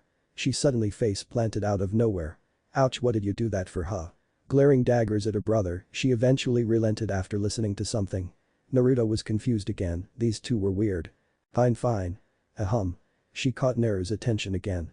My brother says he refuses to take part in this, so I guess what I should say is that I want you to be the coolest ninja ever. She put emphasis on the I parts this time, as if making a point. There, was that better, brother? She glared at him again, and he seemed to pull a bit back into his own shadows. First of all, I'm gonna get you a pet. She said and grinned, then she thrust her palm into Naruto's stomach, causing the whiskered blonde to gape in fear, just waiting for the pain to overwhelm her senses. When that never happened, Naruto hazarded to take a peek, seeing the purple-haired teen girl's palm thrust into her belly straight through her clothes, which appeared unharmed by the action. Then she felt movement inside her body and shuddered. Kami, that feels disturbing, she muttered and closed her eyes, hoping it would all be done soon. The seal on her stomach was glowing like a Christmas tree, its shape and functions twisting, being reformed into something else. A few seconds of eternity later, Naruto finally felt the hand leave her. The whole experience through and through was an ethereal feeling that slightly creeped her out. And here you go. Naruto opened her eyes one by one and was met by a massive wall of fur. She sneezed as something poked her nose, shook her face and attempted to tame the hairy forest, managing to keep it below her chin at least. And what is th Naruto stopped mid-sentence. She blinked. Then she blinked again. Just to be certain she rubbed her eyes and blinked once more. Her hand shot to her stomach and she led some chakra through her body. The seal gloved still, but looked different. It was now a hole in the middle and two threads spiraling out from it, and even though they stopped after a few rounds around the hole, Naruto could feel them, like threads from her body. One was leading into herself and the other led outwards, and she knew whatever it led to was the owner of the forest of fur in front of her. She's still bound to you, although she's now more free to teach you what you need to know. Naruto looked at the smiling girl slightly mortified. What'll I do now? People will really start thinking of me as a demon now. They'll think I'm a demon and come for me, they'll kill me. Of course not. We have only been here a week, but me and my brother have already thought of a way to fix that. Kyuubi-chan, why not join the discussion? The fox sighed and shifted from the shape of a large fox about the size of Kuromaru, morphing into a humanoid form, her fur taking the shape of an orange and red silky robe, her tails pulling into her spine, and the bushy hair from the many tails streaming up the spine and filling out the hair on her head, red with white tips in the ends. I wish to avoid that, Kami-sama. But your kin always seems to enjoy causing misery for my own. The purple-haired girl giggled and clapped her hands. Correct. But I won't do much though. Me and my brother aren't exactly welcomed by the other gods anymore. You know, all that jealousy and intrigue and politics anyways, we're half demons now or something, and I don't really care since there is no place to go for us. The girl shrugged and turned her focus to Naruto again. Naruto. I wish to teach you lots of things I've learned from ninjas in other places. Me and my brother have to leave very soon. Well, we have about 3 years we can stay here and hide. Then we have to leave, so in the next 3 years, I'll train you to defend yourself in Kyuubi here. After all, this is a demon world and it wouldn't do to have the strongest demon die or be abused. Do you have complaints with my decision, Kyuubi? The red-haired woman had been squirming and trying to raise her paw. Hand several times while Misha was talking and yipped when the girl addressed her. It's just what about me? I was kind of teaching the girl myself. Kyuubi poked her fingers together and pouted slightly at having her charge and pet project taken away from her. Daw, how cute you are. Misha smiled and ruffled the demon queen's hair. Naruto almost swallowed her tongue as she gasped, fearing Kyuubi's volatile response. Kyuubi was after all a demon. The last thing the whiskered girl expected was for the queen of demons to blush at the sign of affection. Don't worry, Kyuubi-chan. We'll teach her together, but I'm unfortunately only allowed to use this world's build matrix in my teaching methods. It's a rule, you see. The red-haired queen snorted. You have rules, now. Last I recalled, gods only cared about rules that benefited themselves, and even then the rules were fickle at best. Not so unlike us demons, in fact. She frowned and looked at the female god being. Since when did a god care about saving a world after its creation? Especially a demon world. Misha just shook her head. Another time. We need to get this girl into shape. We should also try to collect all your energy before it grows out of proportion, brother, would you please? She looked at the forgotten shadow by the door and he gave a slight nod of his head before disappearing without a trace. Naruto let out a breath, unaware that she had even held it. She immediately held it again when the two females turned their full attention to her. They had malicious grins on their faces. Naruto, before this night is over, you'll have learned the most important jutsu you will ever come to know. The old Hokage already gave it to you, did he not? Kyuubi gave Naruto a smile that the blonde kunoichi to be knew held lots of bad promises about what would happen in the near future. A while later, the Haruno house. Knock knock knock. 3 quick raps on the door. The parents of Haruno Sakura were sitting in the living room, wondering about the expenses of their daughter going to the ninja academy when someone knocked at their door. It was very late in the afternoon, so Haruno Kiji went to the door and looked through the peephole. There stood a tall man wearing the garments of a Chunin ninja. The whole getup with cargo pants, Chunin vest and the forehead protector. Opening the door, Kiji Haruno looked at the Chunin. Yes, may I help you? The Chunin smiled disarmingly at the suspicious man. It has come to my attention that your daughter wishes to attend the academy. I am merely here to talk to you about the expenses and what it entails for her to be signed up. The Chunin stated. Kiji frowned slightly. At this hour? Why didn't you come earlier? Besides, I have never heard of something like this. The Chunin gave Kiji a look of disappointment. Haruno Kiji, how many civilian families do you know that have sent their daughters or sons to the ninja academy? After a short while of thinking, Kiji finally opened the door, defeated. Alright, come on in. Tsubaki, could you put the kettle on? He called back to his wife who stood at the end of the hallway watching the men. She went to the kitchen to put on the stove. Thank you. I imagine it must be very disconcerting having a stranger show up in the middle of the night with no notice. I'll make this quick. He stepped inside and closed the door behind him. Sitting on the rooftop across from the Haruno household, Shoten gave a dark smile to the sleeping village as he watched the proceedings beneath him, his lips moving in sync with the Chunin as he convinced the couple that their daughter would be best taken care of with a family of ninja. Back at Naruto's apartment, the Jinchuriki was sitting cross-legged on the floor, listening to her two senseis going on and on about chakra, theories and practical solutions. The stuff was fascinating, but a lot of things were piling up as questions. Naruto, as you should recall from the books I told you to read, chakra is incredibly difficult to crystallize and thus, study. Because of this, nobody truly knows exactly what chakra is except the one who created it. It's a life force, it keeps living things alive, acting as a symbiotic energy to a body's own lifeblood. What the chakra gets out of it, nobody here knows. The Kyuubi probably knew, after all he was the one who created this place. Let's continue. Kyuubi was walking slowly back and forth, having procured glasses from somewhere that sat on her nose, two of her tails wagging back and forth behind her in a lazy manner. Misha gave a big grin and took over for Kyuubi, sitting perched hovering just above the table in front of Naruto. When a person channels chakra, they pull this life force into their hands to form spells, or jutsu as you call them. Any kind of jutsu can be performed this way by using the life force, but everyone is unique. Individual. As you will come to know, performing some jutsu will be a lot easier than performing others. For example, a person who has an affinity for Doten jutsu, or earth spells as I would call them, will find it very hard to learn Raiten jutsu, also known as lightning spells. It's how humans here are built. Kyuubi nodded at this as if to underline the half-god's point if there was one, her ears wobbling with emotion before following up. But no matter how tricky or strange a jutsu seems, you can always learn it. With enough training, practice and repetition, you'll eventually unlock the key to the jutsu. For any elemental jutsu, learning one means you're one step closer to learning another one. Even cross-element. Even a Doten user can eventually use the most powerful Raiten spells if he practices enough. Of course there's the problem with the sixth element. The body element. If you have seen the Akamichi or the Nara perform jutsu, you'll know what I'm talking about. There are those who focuses on not elemental jutsu, but rather jutsu that affect theirs or other bodies. These people utilize the body element, or rather the chakra's habit of affecting the body itself. The most common group here are the Jinjutsu users.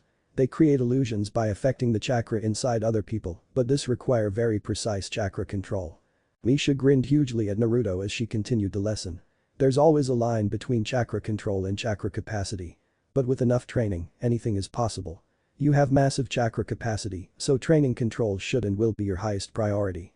But before that you need to learn the clone technique that old geezer gave you. And while we're on the clone subject, you'll need to learn the true clone jutsu if you ever want to keep your disguise intact. Naruto looked at her two teachers curiously. Why is that? And what is that?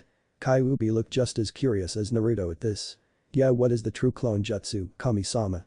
I never heard of something like that. Misha gave another wide grin. It's just what it says.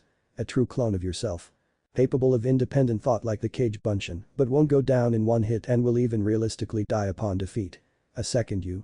Although you should never make more than 2 true clones at once, and only with long breaks in between and plenty of sustenance to gain what you lost. The cost of the clone is very high, you see. Right now you're too scrawny and feeble to create one without dying, but not to worry. The energy matrix here allows me to use my powers in rather unusual ways.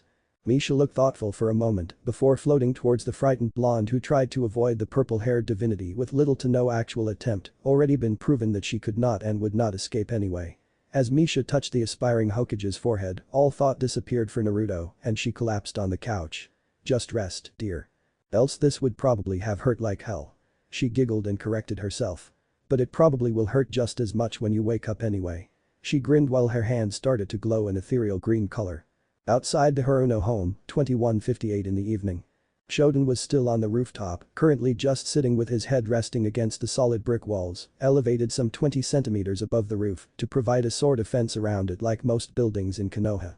Be it actual fences, wood or brick elevations, the rooftops of Konoha were more child-safe than most other places in the Fire Country. His eyes catched movement bouncing across the rooftops, and he blurred out of vision as the ninja flew past him. Following a hunch, the stoic giant decided to follow these people. The sun had already set, twilight was covering the village in its darker than dark pitch. But the orange and deep blue sky above and the lights from the city below, spotting anyone moving across rooftops would be incredibly difficult, especially if that someone was as darkly veiled as the twilight itself. The Uchiha District 2201. Do you understand my orders? A battle garb-clad Hiruzen Sarutobi looked to the 15 Anbu in front of him. Everyone was wearing dark ninja garments that made their movements difficult to see and black versions of their Anbu masks. All 15 nodded in unison. Weasel, dog and cat, each of you lead a team to your designated locations. The operation begins in 4 minutes. Bear, wolf and horse, you're with me. Shodan was standing right next to the Anbu and Hiruzen, believing his demon wrappings made him invisible in the darkness. He was curious as to why the Anbu were making a move here. He knew an assassination team when he saw one, and here was 8 of them. Something big was going on. He decided he would tell his sister of this and made a move to leave when a hand suddenly grabbed his shoulder. Hiruzen Sarutobi, the third Hokage, looked straight at Shodan. And who might you be? You're wearing a very rare object, how did you come across such a tool? The 3 Anbu with Hiruzen had already taken up position around Shodan, something he would have noticed had he not been too deep in thought, confident in his cloak. He lifted one arm slowly towards his throat and tore away the shadows there, revealing a severely mutilated and scarred throat to the 4 present. You cannot talk, then how do you communicate? The old man questioned. The Chunin from before arrived at the scene at that moment, moving towards the 5 people. I communicate in many different ways. Shodan's lips were moving in sync with the Chunin's, and Bear's gruff voice spoke up from under his mask. Your clone, I presume? Shodan nodded and continued. My name is Bailshadan Eldomer, I'm one of the kami, on a self-imposed exile to your work along with my sister for petty reasons. I do not often communicate with others, preferring to let my sister speak, but I feel I should let you know that there's a dangerous individual within the walls you're about to besiege. I can defeat him, you cannot. I gazed upon his mind earlier this day, he knows about your plans and is here to make them fail or succeed better than you are plotting. I am not sure. At the mention of being a kami, Hiruzen had released his grip on Shodan. The old man had seen a lot of things in his life, and the knowledge of the demon wrappings being a tool of the gods and demons, along with a sense of truth radiating from the large man, compelled him to believe. He knew of course this was the nature of the kami, their very presence made people believe in them. He had only met one in the past, but it was more than enough. You honor us with your presence, Kami-sama. Who is this individual you are talking about that you will fight for us? Hiruzen asked, genuinely curious and a bit frightened that a demon other than the 9 could exist in the world. His name is Madara. His power is stolen from the demon that built this world, it makes him virtually untouchable. I will drive him away, but it is not my destiny to defeat this man. That destiny lies within your own demon child. He whispered that last part only to Hiruzen's ears. Care for her well, Sarutobi-san. She is one of our prodigies, and we will need her in the far future. Do not let harm come to her, mostly not emotionally, until she is ready to fight on her own. Shodan disappeared with those words, and his Chunin vanished in a puff of smoke. Hiruzen turned to focus on his own task at hand. Alright Anbu, let's end this rebellion. Konoha Forest, a few minutes later. Now then I guess it's time to finish off my clan. Madara stood decisively, the Sharingan under his mask swirling ferociously, though he stopped as a familiar presence appeared behind him. The Shadow Warrior, I agreed to your terms and did not intrude on your sanctum. To what do I owe this meeting? Shodan appeared in front of Madara in a burst of darkness, looking directly into the Sharingan eyes. Thoughts of Shodan's poured through his own brightly blue-white glowing eyes, making the Sharingan wielder kneel. You are not allowed to bring harm your former clan unless they attack you. By my will as a kami, you are no longer allowed to step beyond the borders of the country of fire. My will is absolute, you will comply to these decisions. The booming voice rang inside Madara's head, muting any thoughts he would have had. Why your will is absolute. The masked Uchiha said through gritted teeth, anger and agony rising. The commanding presence vanished, and Madara could think again. The kami, you have defeated me twice, Shadow Warrior. I hope for my own sake we will never meet again. The ancient Uchiha had disappeared through his space-time ability, already plotting ways to overcome the kami's law. Konoha, the next day. Did you hear? A woman whispered to her friend. Uchiha Itachi killed of nearly half his own clan and disappeared last night. All around Konoha, Anbu had placed rumors about Itachi attacking his own clan. Even the Uchiha believed the rumors, and later that day the Hokage officially announced Itachi a traitor to Konoha and Genin. What wasn't said was that Itachi, Danzo, the counselors and Hiruzen had all come to an agreement on who were to blame. It was Itachi's suggestion that he take blame for it. By becoming a Genin, he could act as a spy for Konoha. With everyone in agreement, Itachi left with only 2 notes revealing some things to his brother and cousin. Shisui Uchiha moved in with Mikoto and Sasuke after the incident, and Sasuke warmed up to him rather quickly. The note he got from his best friend told him to take care of Sasuke and, once Shisui decided Sasuke worthy, reveal Itachi's dream to the boy. Sasuke's note had 2 types of text. The first one told Sasuke that Itachi loved him and asked for his forgiveness for the actions he had taken against their family. It also said that the second part could only be revealed by the Sharingan and told the full truth of why he had done it. The second part did in fact tell the truth, but only part of it, that the Uchiha had been plotting a coup d'etat against the Hokage and that he had killed the ones who were planning to overthrow Konoha. It also revealed that members of other clans had been planning alongside the Uchiha and they had also been silenced. The same part of the text told Sasuke to go to the Hokage immediately after he had read it to get a full explanation, and Hiruzen too knew about it. Sasuke was initially angry with his brother for what he had done and would have thrown away the note without ever reading the second part had it not been for Naruto. Naruto woke up a couple of days after Misha knocked her unconscious, rolling around lazily in her bed until she felt a warm presence which she snuggled up against in her sleepy morning state. 5 more minutes. The wheels in her mind started turning. Warm presence. Muscular. Her fingers started wandering. Shoulders, neck, chin, face scars, weight 3 on one side, her eyes flew open and she sat straight up, turning her head to look at the boy sleeping next to her. The next word she uttered could be heard across half of Konoha as she yelled in the loudest voice that came to her. What the hell is going on here? That promptly woke up the spiky-haired blonde boy with intensely blue eyes. He blinked once, twice and then looked at the girl. Ah. What the hell happened to me? Why are you? Why am I? They looked at one another confused before a light bulb blinked in their heads. True clone jutsu. They exclaimed in unison. The fox at the end of their bed yipped in approval of their deduction, unnoticed until now by both. Kyuubi. They both said, smiling at their pet before they crawled over the bed to reach her. Kyuubi was in heaven as the two children started petting her, her 3 tails wagging happily. I am annoyed. Very annoyed. Have any of you guys noticed how annoying the proofreader on this site is? In the past it was decent, but lately I believe it's been acting up. I've not posted a lot, of course, but I have noticed at least on this latest Ahem masterpiece Shifty Eyes I've noticed that I can't write with and not get told it's wrong. Most words that end with th have that problem, and that is annoying. Very annoying. Yeah, my pal Magrath suggested I try to remove the th in with and replace it with Thorn instead. Well, what do you know, it worked. Apparently, wi Thorn is not wrong to the spellchecker, looks mighty wrong to me, but I'm just saying. To those that don't know, Thorn is the Icelandic letter that represents the sound th also creates. Just so you know. So from now on, all th will be replaced by Thorn, please look forward to it. On to the story itself. It's looking kinda messy, mainly because I wrote, rewrote, added and rewrote again this chapter over the course of 6 months. This is the last chapter 1 have sort of pre-written, so from here on out, it's all on a chapter-to-chapter basis. I might take suggestions sometime too, if I can't decide on my own. Hurry up sis. The spike-haired boy was practically bouncing back and forth in the hallway outside the currently quite overpopulated Uzumaki apartment. Naruto the boy was clad in an orange and blue hoodie, blue cargo pants and black fingerless gloves, a backpack hunched over his shoulders and an eager grin plastered on his face. It was the first day of school and both Naruto twins were looking forward to it. Yes, don't stress me out little brother. I'm ready now, so keep your pants on. The elder twin said. Naruto the girl appeared from around the corner and gave a dazzling smile to her brother, giggling at his stunned expression.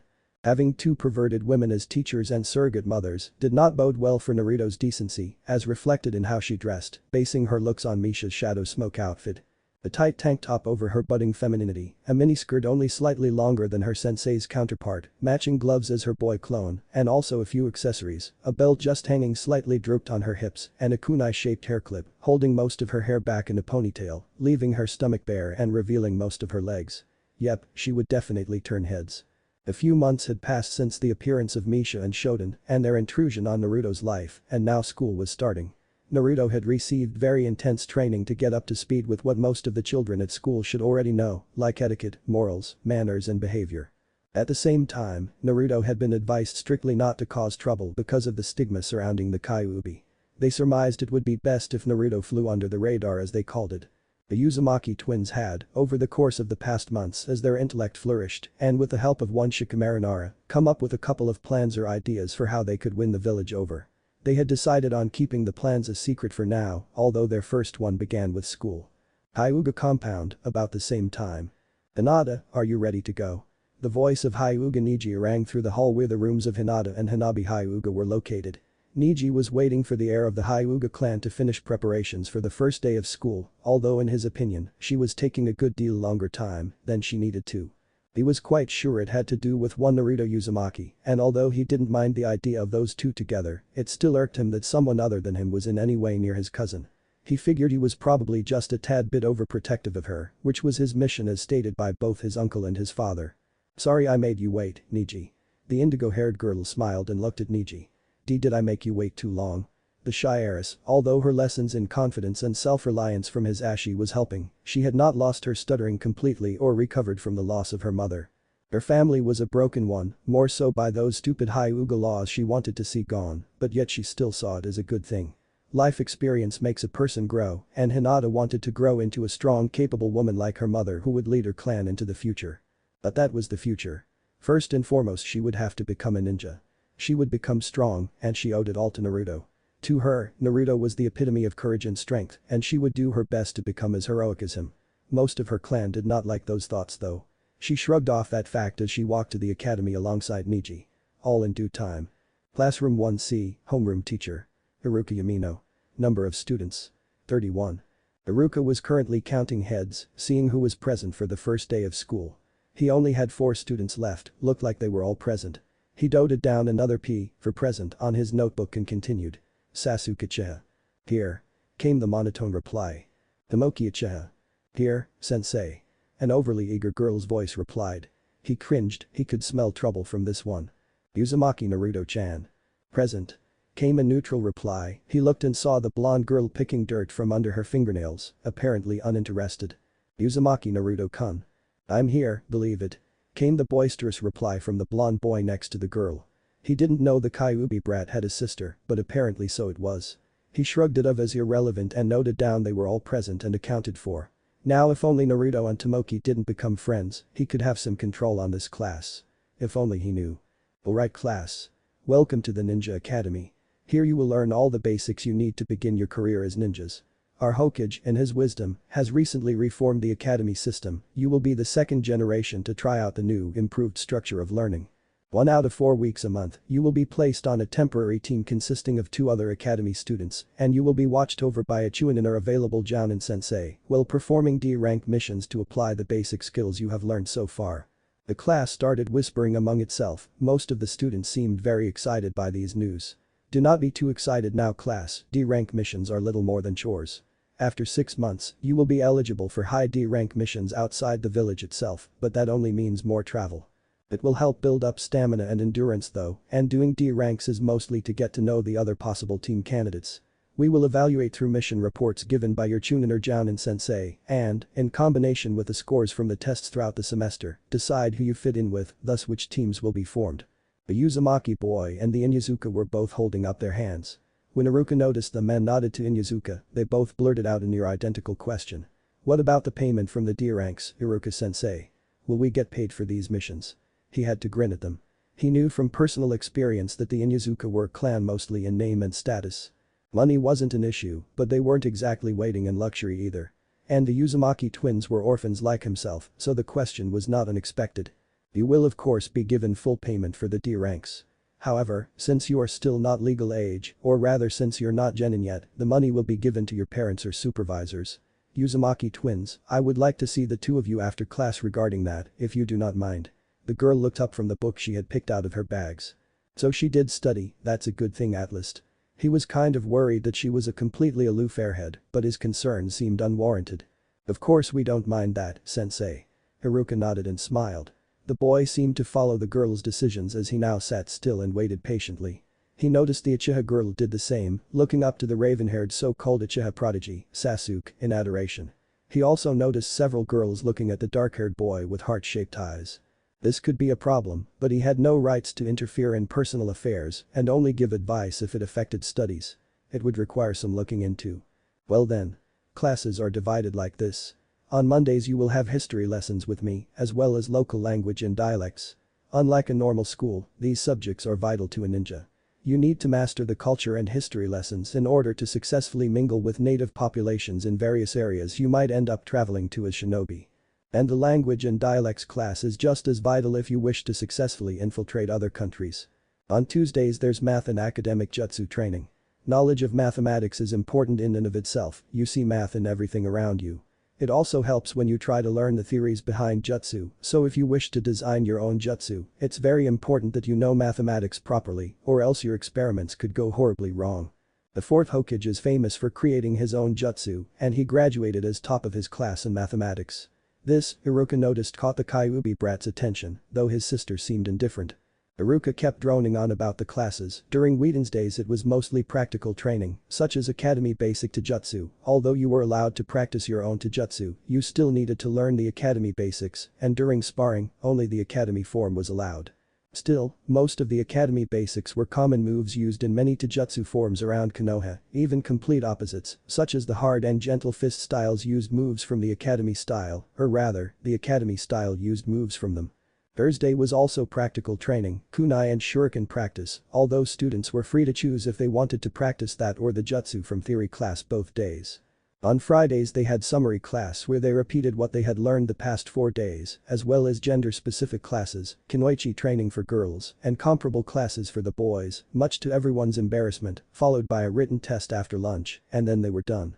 The academy lasted from 8:30 am to 3 pm every day except Fridays where they could leave whenever they finished the test. A couple of weeks later both Uzumakas, Kiba Inuzuka, Hinata and Niji Hyuga, as well as Shikamaru Nara and Choji Akimichi, were sitting on the roof of the academy eating lunch. They had all sort of gravitated towards one another when school started. Most prominently, you rarely saw Hinata or Kiba without one of the Uzumakas accompanying them, which was the cause for an explosion of rumors around school. Kiba was downing the food in a competition with Naruto and Choji, while the two girls were chatting and eating normally. Shikamaru was lying off to the side watching clouds, and Niji was meditating next to him. The blonde was getting annoyed at her clone brother and the three boys' boisterous claims that I can eat more than you ever can. And in your dreams, furball. You'll never beat an Akimichi. Can't you three eat with more style? Naruto-chan exclaimed in annoyance and bonked her brother over the top of his head, causing him to attempt eating food with his entire face, unsuccessfully. Kiba roared with laughter as a pouty brother looked at the ponytailed goddess of Class 1C, as she had been nicknamed, omelette and rice covering half his face as he attempted a cute puppy eye look. It made him look like he had just been caught eating someone's favorite dish without their consent and he was trying to get away with it. Kiba couldn't sit anymore, managing barely to put his food down on the ground before rolling away from it, clutching his stomach and laughing, so the tears sprouted. Choji looked mortified and mumbled something about spoiled food. Akamaru, get off of me. The two girls were trying not to laugh at the pathetic sight, but when the white furball decided to cannonball launch itself on poor Naruto, the dam burst for them too, and the echoes of laughter could be heard across half the schoolyard, causing a few heads to turn towards the roof. Although quickly dismissed as the school kids returned to their own lunches and discussions. The victim of all this was trying to get the hungry puppy out of his face before he didn't have one anymore, although the lapping tongue was a just as good reason to attempt removal of the temporary facial feature. That tongue was wet and drooly and really disgusting, not to mention the dog's breath gah. He managed to unhook the puppy and threw him away as he clambered onto two legs, gasping a bit more than he really should have, putting on a show for his friends. I thought I was a goner for sure. Kiba, it's all your fault you know. And I still would have won the competition. The other boy just nodded, trying to contain his giggling and gasping for air as he clambered to his feet and got back to his food, sitting down and leaning against the fence again. Sure, whatever you say dog food. Choji was still mortified. All that food why? He was ignored however, probably because he was mumbling to himself and still managing to eat his own food in a slow manner while looking at nothing in particular. Hinata was smiling at Naruto's antics. Being with all her friends really made her happy and confident that she could complete anything she said in front of her. Especially Naruto-kun made her feel like that, she knew firsthand how brave he really was and even his sister agreed to that. Hinata-chan. You would have saved me right? The boy pouted and looked in her direction, causing the young girl's heart to skip a beat. He was so cute. Oh of course, Naruto-kun. She stammered out in reply, her stuttering returning full force. His Ashi would have sighed in resignation if he saw her now, and she mentally cursed herself for losing her calm. Thanks Hinata-chan. I knew I could count on you, unlike Fuzzbit here. Hey, I object to that statement, I don't have a fuzzy butt. Akamaru does. At the last comment the hairball jumped at Kiba in protest, barking at him causing Kiba to grin. It was a joke, little buddy you know that. He ruffled the puppy's head and the dog smiled at his owner, lying down in his lap. Oh man, my food is ruined too. Oh well, school's soon starting again anyways. Sis, are going for ramen today or are we going for ramen today? He asked just to reconfirm that he and his sister were going to devour some of the divine food after school. Are you stupid little brother? Of course not. We're going for Ichiraku's ramen after school, you know that. Ichiraku ramen is much more than just ramen, everyone knows that. Shimako frowned at her clone brother before grinning and punching his shoulder. It appears school is starting again. Niji was standing up as he predicted this, and soon after the bell rang calling the aspiring ninja to be back into the afternoon session. I have got to learn how he does that. Kiba whispered to Hinata as they trekked back to the classroom, and the Hyuga only smiled. Clan's secret. Intermission. Explanation of Naruto's Kage Bunshin and Enmei, longevity, Bunshin. Naruto's Enmei Bunshin is quite accurately described as just that, a clone. The one performing this jutsu cannot be the same as the target of the jutsu, and it requires very delicate and finely tuned chakra control, since it builds a living being from the bottom up. Had it been classified, it would most likely end up a medical kin jutsu, forbidden jutsu, since it has lots of medicinal uses, although none of them would be morally sound. Orochimaru is known to use a variation of this jutsu, while not perfected, it is more than useful enough. His version is also applied to himself, which makes it even less accurate and can cause deadly side effects. The perfected Enmei Bunshin is a more accurate copy than any twins can ever be. The chakra is identical, fingerprints more than 99% identical and gender usually identical. Due to Naruto's mishap with the Kyuubi, any Enmei Bunshin will become male, as Naruto's genetic makeup is still signing her as male, despite the obvious physical and mental changes. This also allows for chakra transfer between the Enmei Bunshin and the original, which in turn allows the Kyuubi to gift either Naruto with her own chakra, if the two Narutos are in close proximity of course. When Kyuubi brings out her chakra, Kage Bunshins will get destroyed because Kyuubi's chakra is not Naruto's chakra and thus acts much like a Jinjutsu release, where one person sends his chakra into another person to disrupt the flow and break a Jinjutsu. This is just the same on a grander scale that breaks ninjutsu already in progress. If Kyuubi would have brought out her chakra while Naruto were performing some other jutsu, like Rasengan, it would have been disrupted and most likely exploded in Naruto's face. Although memories and pain are not shared between the Enmei and the original, Kage Bunshin that is dispersed will grant all its memories to both Naruto and her Enmei, regardless of which of the two made it. This allows them to communicate without words through the use of clones and plant strategies soundlessly. Two brains do think better than one in this case. End of intermission. That same day at Ichiraku's ramen stand. The Uzumaki twins sighed in unison as they both put down their fifth bowl of ramen on the counter before rubbing their bloated bellies. Now that is money well spent, sis. Naruto said grinning, and his sister only nodded in reply, too stuffed to bother answering. Ichiraku smiled at the two as he picked up their bowls. You two seem to be doing good these days. How are things going at the academy? The two blondes looked at each other and grinned at the question, replying in unison. Everything's going just as planned, Ichiraku-san. To which the old man nodded and smiled. Good, school is important for anyone, make sure you learn as much as you can and grow to fulfill all your dreams. He was of course unable to know what the two kids were planning and dreaming for the future, but even if he was he would probably advise them the same as he did. On their way back, the Uzumaki siblings encountered the most gloomy face they had ever seen. Just seeing the dark, brooding look on Sasuke's face were enough to make them a little gloomy too, and they would have ignored the boy completely if not for them having heard about the Uchiha massacre a few weeks back and how Sasuke's brother was the perpetrator. Sasuke looked pissed off. Sup Uchiha? Naruto asked nonchalantly as they strolled up to the dark-haired Uchiha who was gazing at the river. Sasuke mumbled something incoherent. Yeah, I completely agree, duck, but… oh we. Naruto-chan punched her brother upon him, insulting Sasuke, and kicked him in the leg too for good measure. Ow ow ow ow, her clone was hopping on one foot around the road, whimpering in pain. What's with you, Uchiha? You look ready to kill someone. You should wipe off that look and get home to train, you know, one day that Uchiha might may not be sufficient enough to land you what you aim for. Why would my brother do such a thing? Sasuke muttered, a piece of paper in hand, slightly surprised that he even bothered talking to the dead last sister. Itachi was a prodigy, a once-in-a-generation genius, even now I'm expected to surpass him, and he's no longer here, he's the enemy now ga. Sasuke tore at his hair. I'm so confused. He said he'd explain it all in this letter, only I need the Sharingan to read anything out of it. Then what the hell are you sitting here whining for? Train yourself to the Sharingan then. It's not like things come naturally to people, you can't just sit and expect the world to open up everything for you. You need to work for it and work hard for it. If you still can't do it, work even harder until you can. Sasuke looked pissed off and ready to burst, growing even redder for each word, but eventually deflated before Naruto finished, nodding meekly at her. Cousin Shisui says the same thing. Because we are Uchiha, our main problem is that we expect everything to come to us. Maybe I should try to work for it, I'll ask Shisui if he can help me. Thanks Naru-chan, unlike your brother you're very smart aren't you? Naruto smiled at the Uchiha and turned to leave, grabbing her brother by his earlobe and pulling him with her. Just don't forget that hard work is the strongest and truest path to power, Uchiha. Come on brother, we're going to train too. Ow ow ow ow, uncle. Iife. The poor blonde boy yelled in his misery, still jumping on one leg after his sister. The goal brother? I wonder what goal you have to slaughter half our family, will my goal be worthy enough to let me know yours? Does it even matter? Sasuke shrugged and turned his nose homeward, pocketing the letter he had planned to feed the river with. Naruto. Iruka yelled at the hyperactive boy, using his demon head jutsu to emphasize his anger. This time Naruto had really gone too far. Whenever his sister were not around, the boy went berserk trying to catch everyone's attention by pulling stupid pranks. Like painting the Hokage monument into a festive assortment of colors.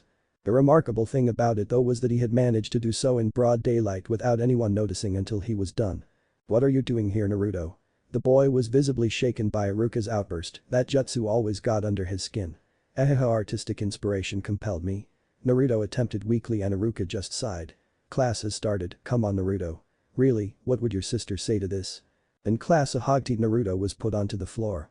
He had attempted to escape when he realized his sister creator would find out about his monumental stunt. Naruto-chan buried her face in her hands, just sighing and vowing to teach her brother some manners. Alright class, thanks to Naruto here, we'll be having a pop quiz on the Henge no Jutsu. Line up everyone. The entire class groaned as one but eventually lined up. One by one the kids walked up to the podium and performed the henge, turning into a replica of Iruka, while the original wrote down notes on each of their performance. When it was Naruto's turn, he grinned mischievously and before his sister could object, the boy channeled a ton of chakra, way more than was really needed for the henge, and burst into a cloud of smoke that whisked away to leave a very naked older version of his sister, who started flirting with the class's teacher. I call this the War no Jutsu. The girl purred sensually as she lightly tapped the scar-carrying Chunin's chest, causing Iruka to fly backwards and crashing headfirst into the blackboard courtesy of a massive nosebleed. Half a second later Naruto was pounded into the floorboards by a very angry twin. You fucking pervert. She growled as she stomped him to the floor, the boy whimpering and begging pitifully for his life, his jutsu cancelled out by the first blow. Please, no not there I leave the details of the beatdown for you to decide. Shudders. After the class regained composure and a very bruised Naruto could finally sit down again it continued. Iruka proceeded to explain that it was not long left until the academy students of this year, meaning them, would graduate to become Genin. Shikamaru grinned at the prospect, scaring the entire class apart from Naruto who was too stupid to worry, Naruto-chan who knew she could take him down if she needed, and Sasuke who actually enjoyed Shika's craziness. Iruka remained oblivious. During their time in the academy, all the students had become intimately familiar with the new Shikamaru. He was the first Nara to actually do something voluntarily, and he was widely known as Creepy Nara among the Genin to be. Shikamaru had a habit of freaking people out, he seemed to enjoy frightening the other kids with death threats, smirking as they got injured, inflicting said injuries during spars, and otherwise being rather scary. Among all the Genin hopeful Shikamaru was the only one who had not gotten torn up by Tora, the number one hated D-rank mission they ever had the misfortune of being assigned to. Even Tora was frightened by Shikamaru. From the first time the pineapple-haired boy unleashed his bloodthirst upon the poor creature, stunning the cat just from his will to inflict harm alone, Tora had been as mellow as any regular house cat around him. So if even Tora, the terror of D-ranks was scared of the Nara boy that left the Genin to be without much hope. But Shikamaru's personality seemed to flip on a dime whenever there were adults nearby, Shikamaru appeared to be an angel in their eyes. He helped them with chores, complimenting the mothers on their new haircut or new clothes, since with his intellect, he remembered any and all details about the people he studied. And the Nara studied all the aspiring Genins, much to their fright. So the news that they would all graduate to Genin made the entire class apart from a select few beg not to be put on the same team as the Nara or the Uzumaki boy. The first out of fear, the second because their parents said so. So in 2 weeks, we will hold the Genin exams. It consists of 3 tests, Taijutsu, Jinjutsu and Ninjutsu. In the Taijutsu exam, you will be expected to show proficient use of the academy style or one Taijutsu style of your choosing. You will be sparring with a Chunin and he or she will judge your skills and give his evaluation along with me and Mizuki who will be watching. We will reveal what is expected from you in the Jinjutsu exam when it starts, but it will be an individual test. The Ninjutsu will be a performance test like the Taijutsu, only individual. Myself, Mizuki and the Hokage will evaluate your skills using the 3 academy ninjutsu or 2 jutsu of your choice. 1 academy jutsu is worth 1 point, 1 other jutsu performed correctly is worth 2 points. You need 3 points to pass, but you can accumulate as many as you wish. It will help in determining who you will be placed with if we know your skill level." As Iruka finished, the class was buzzing with excitement, and in Shino Aburam's case that was a literal statement. His bugs were making the boy vibrate, his excitement carrying over from host to symbionts. But this went quite unnoticed due to his position in the class, everyone talking with one another, and the fact that he was nearly completely covered by his jacket and glasses. He did notice the Uzumaki girl casting a glance at him though, smiling. "Misha. Kyuubi-chan. The Genin exams are in 2 weeks." Naruto hollered out as he entered his apartment, Naruto-chan trudging along behind him and kicking him in the back. "Shut up, don't scream out her name like that. Baka." The boy groaned but recovered quickly and ran into the apartment, screeching to a halt as he rounded the corner and promptly stormed back out. "We'll be back in an hour." He called and pulled his sister along, her protesting and complaining that she hadn't even entered yet. "Did you hear something, Kyu-chan?"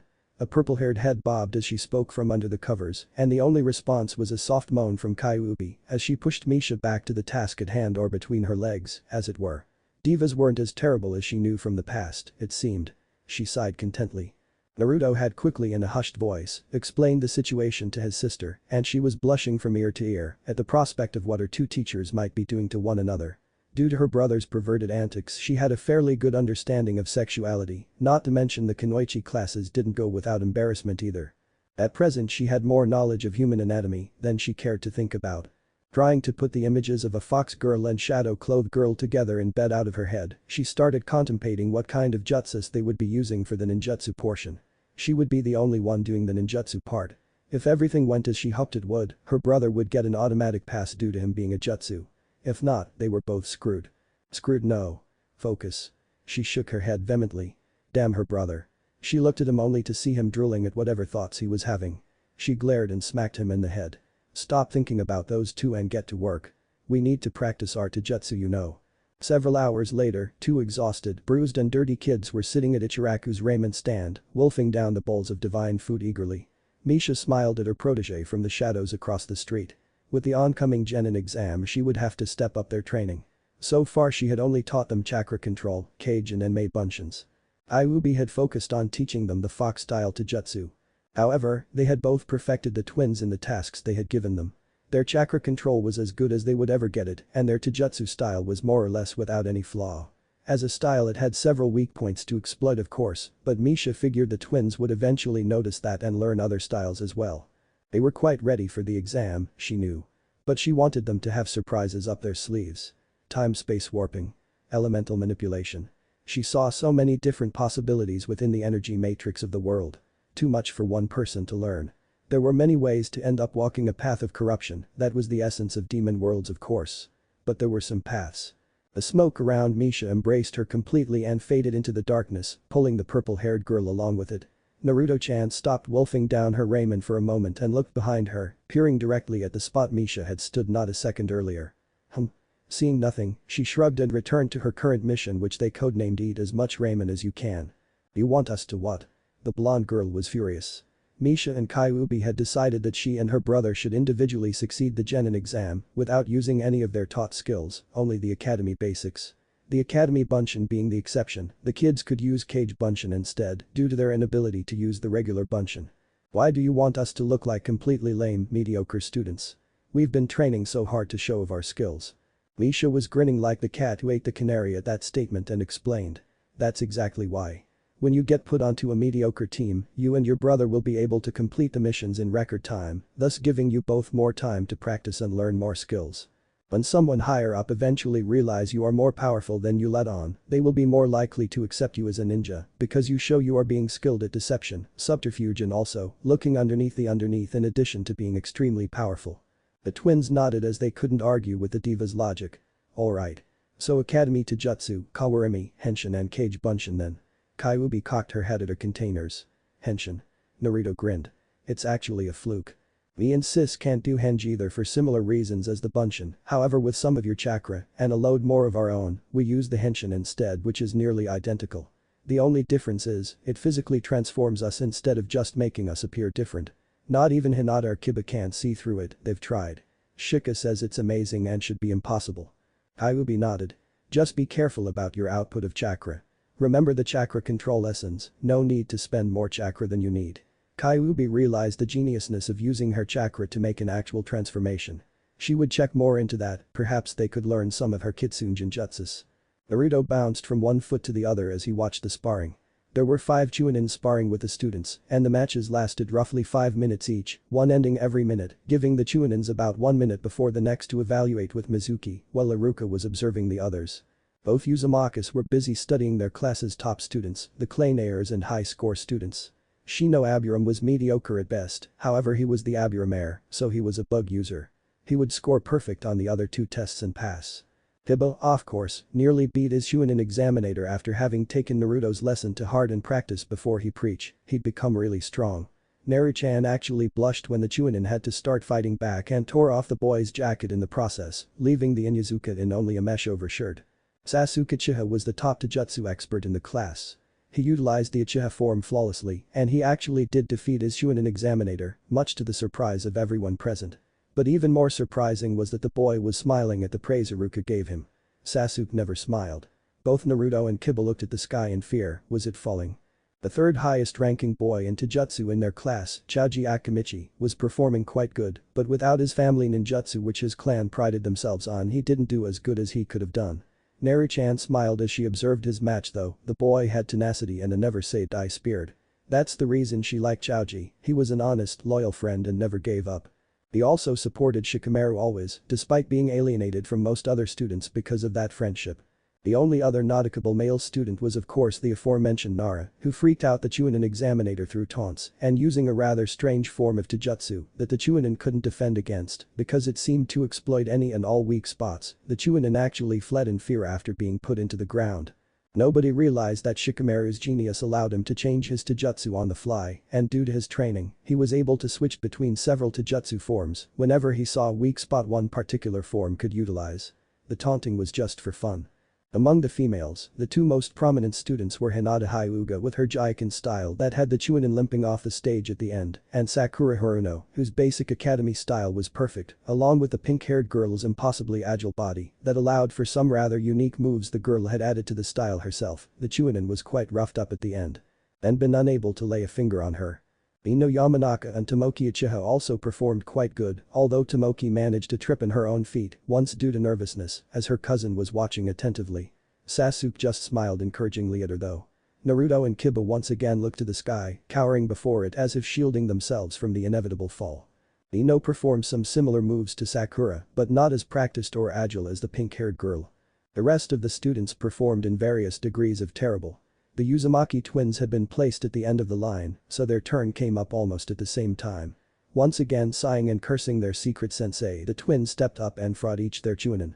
Naru-chan, deciding to stretch her sensei's promise, mimicked Sakura's earlier movements and even did or invented a couple of other moves that made the Pinket envious. The Chunin was hopelessly outclassed by the academy student.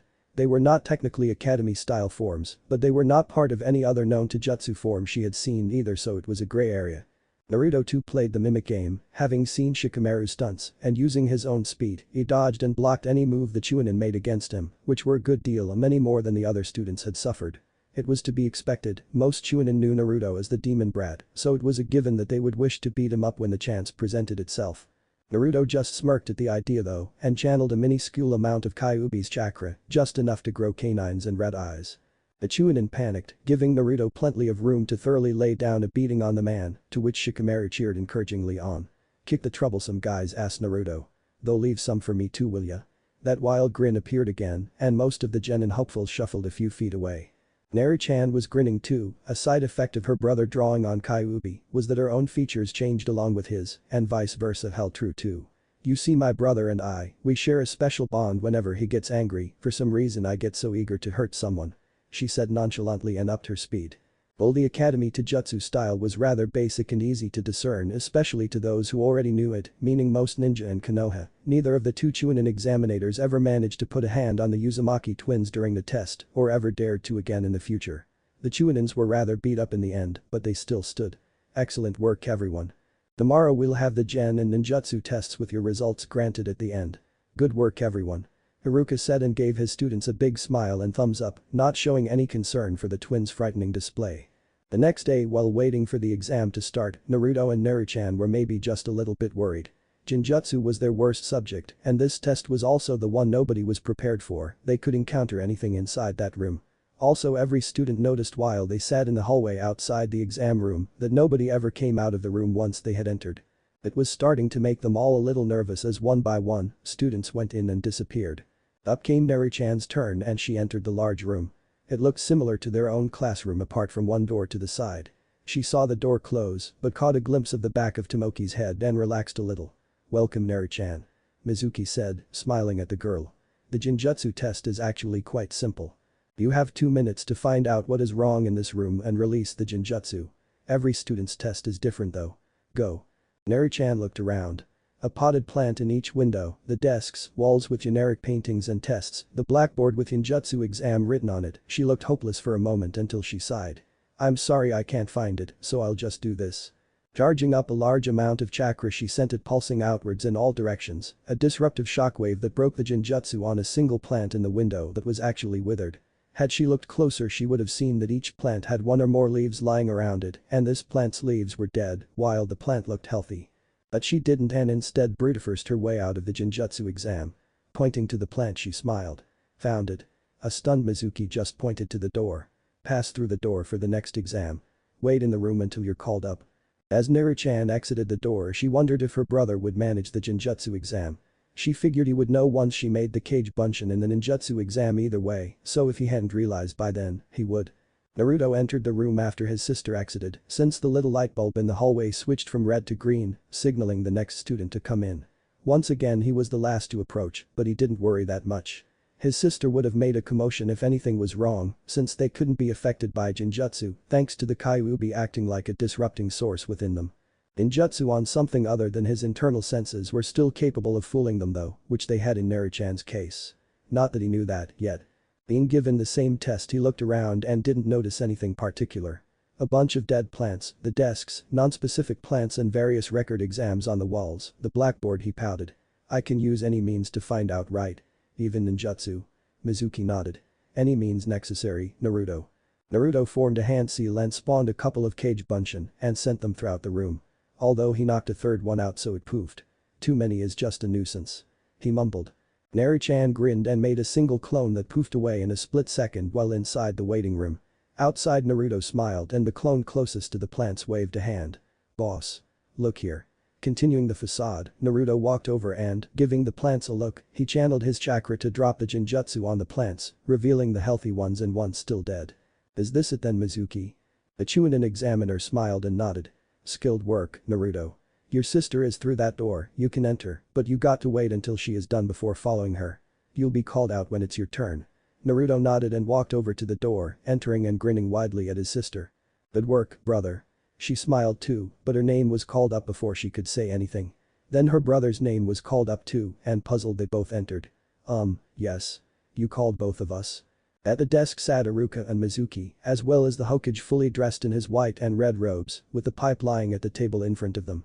"I decided to let the two of you take the final exam together, since I figure, since that boy is actually a jutsu of yours you'd be inclined to be on the same team as him, am I wrong?" The Hokage smiled warmly at the twins who were a little shocked that he knew about the anime. Hokage-sama, how did you?" Naruto started but couldn't find the right words to continue. "Ah, don't worry, a little divine bird told me and explained the reason too. Seeing as he is your clone though, Neri-chan, that gives you an automatic 2 points out of a needed number of 6. 6 because there is still 2 of you, from what I understand of that jutsu. So now that you performed the first jutsu, want to continue?" Naruto stepped up. "She doesn't only know me, though. She also knows this one." Forming a cross with his fingers, 2 clones popped into existence. "Kage Bunshin no jutsu," Naruto said proudly. Iruka looked intrigued while the Hokage smiled secretly, having been the one to teach Naruto the basics of that jutsu. "Kage Bunshin you say? Step up here." Mizuki motioned for a clone to approach. The clone walked up and put out his hand so they could all feel it. "I see. So you did master it, good work." The Hokage said and smiled. So far the twins had been regular students while in their class, Naruto actually going as far as being the school joke, and yet, these 2 kids in front of them looked to be on another level entirely. "Naruto." His sister whacked him over the head. "We promised, remember? Now look what you did, go and reveal the Kage Bunshin like that." Naruto grinned sheepishly. Sorry sis, I kinda forgot that." "Oh well. Go over there." She pointed to the other corner of the room, and once he got into position, they switched place. Kawarimi no jutsu. They both said. Both of us know it, just a little hard to show who's performing it when it's us who switch. They looked around and both noticed the forehead protectors lying on the table. They switched with one each, sitting crouched on the desk. We could do this though. They said in unison, having popped up in front of Mizuki and Iruka respectively.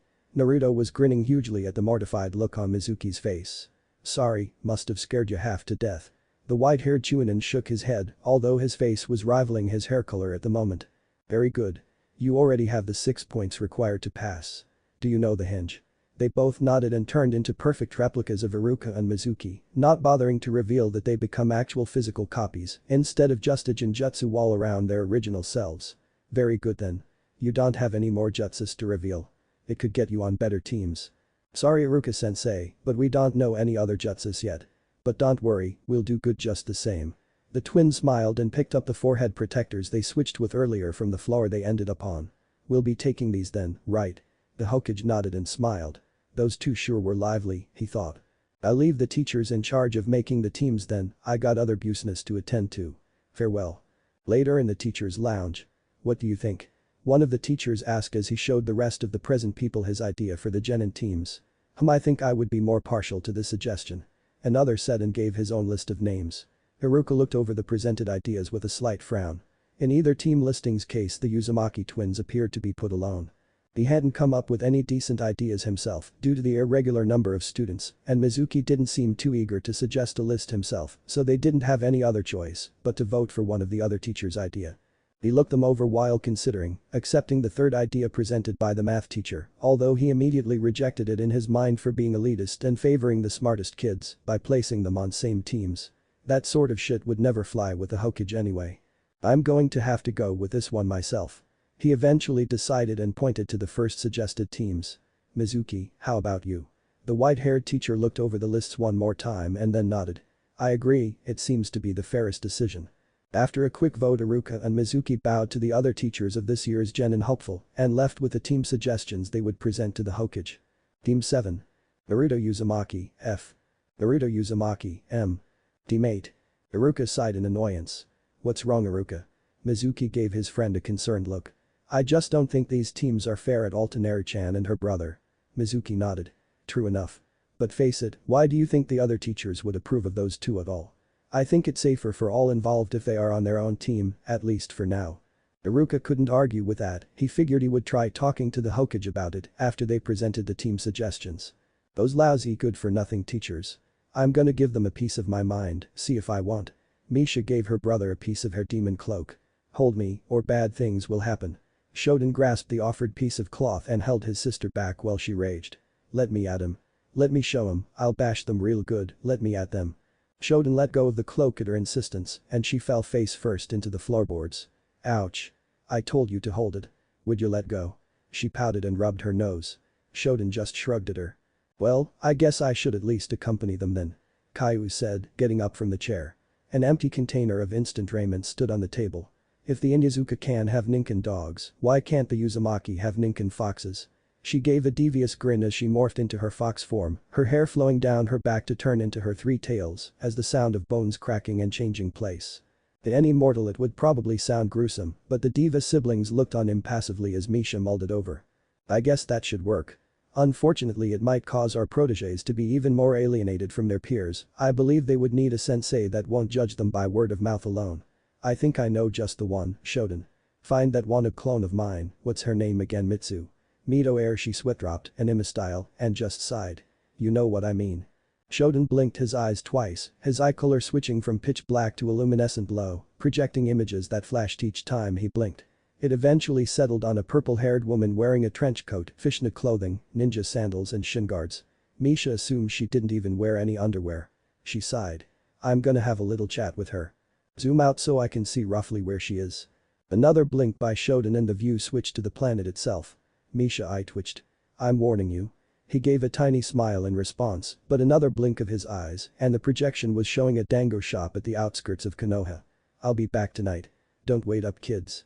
She gave a grin as the shadows around her wrapped around her and she poofed away. Banko Mitarashi was enjoying a rare sensation. She was waking up next to someone she'd spent the night with, something she rarely experienced due to her reputation and/or eccentric personality. Usually whoever she was with woke her up in the middle of the night while sneaking out. She snuggled closer to the warm body next to her, letting out a happy sigh. "Good morning."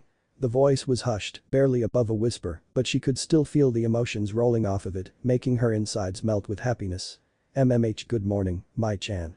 I really enjoyed last night." The snake summoner mumbled in her half-asleep state and purred as warm, soft fingers caressed her back. "Did you consider my offer, Anko-chan?" the diva asked, feeling a small hint of pride for how she had managed to seduce the young Takebetsu jounin without using any of her conscious divine gifts. She always hated abusing her powers, and as such, her divine edict aura, an ability inborn in all diva, was significantly weaker than others of her kin, while her brother was a master of it and could control its power and strength with but a thought.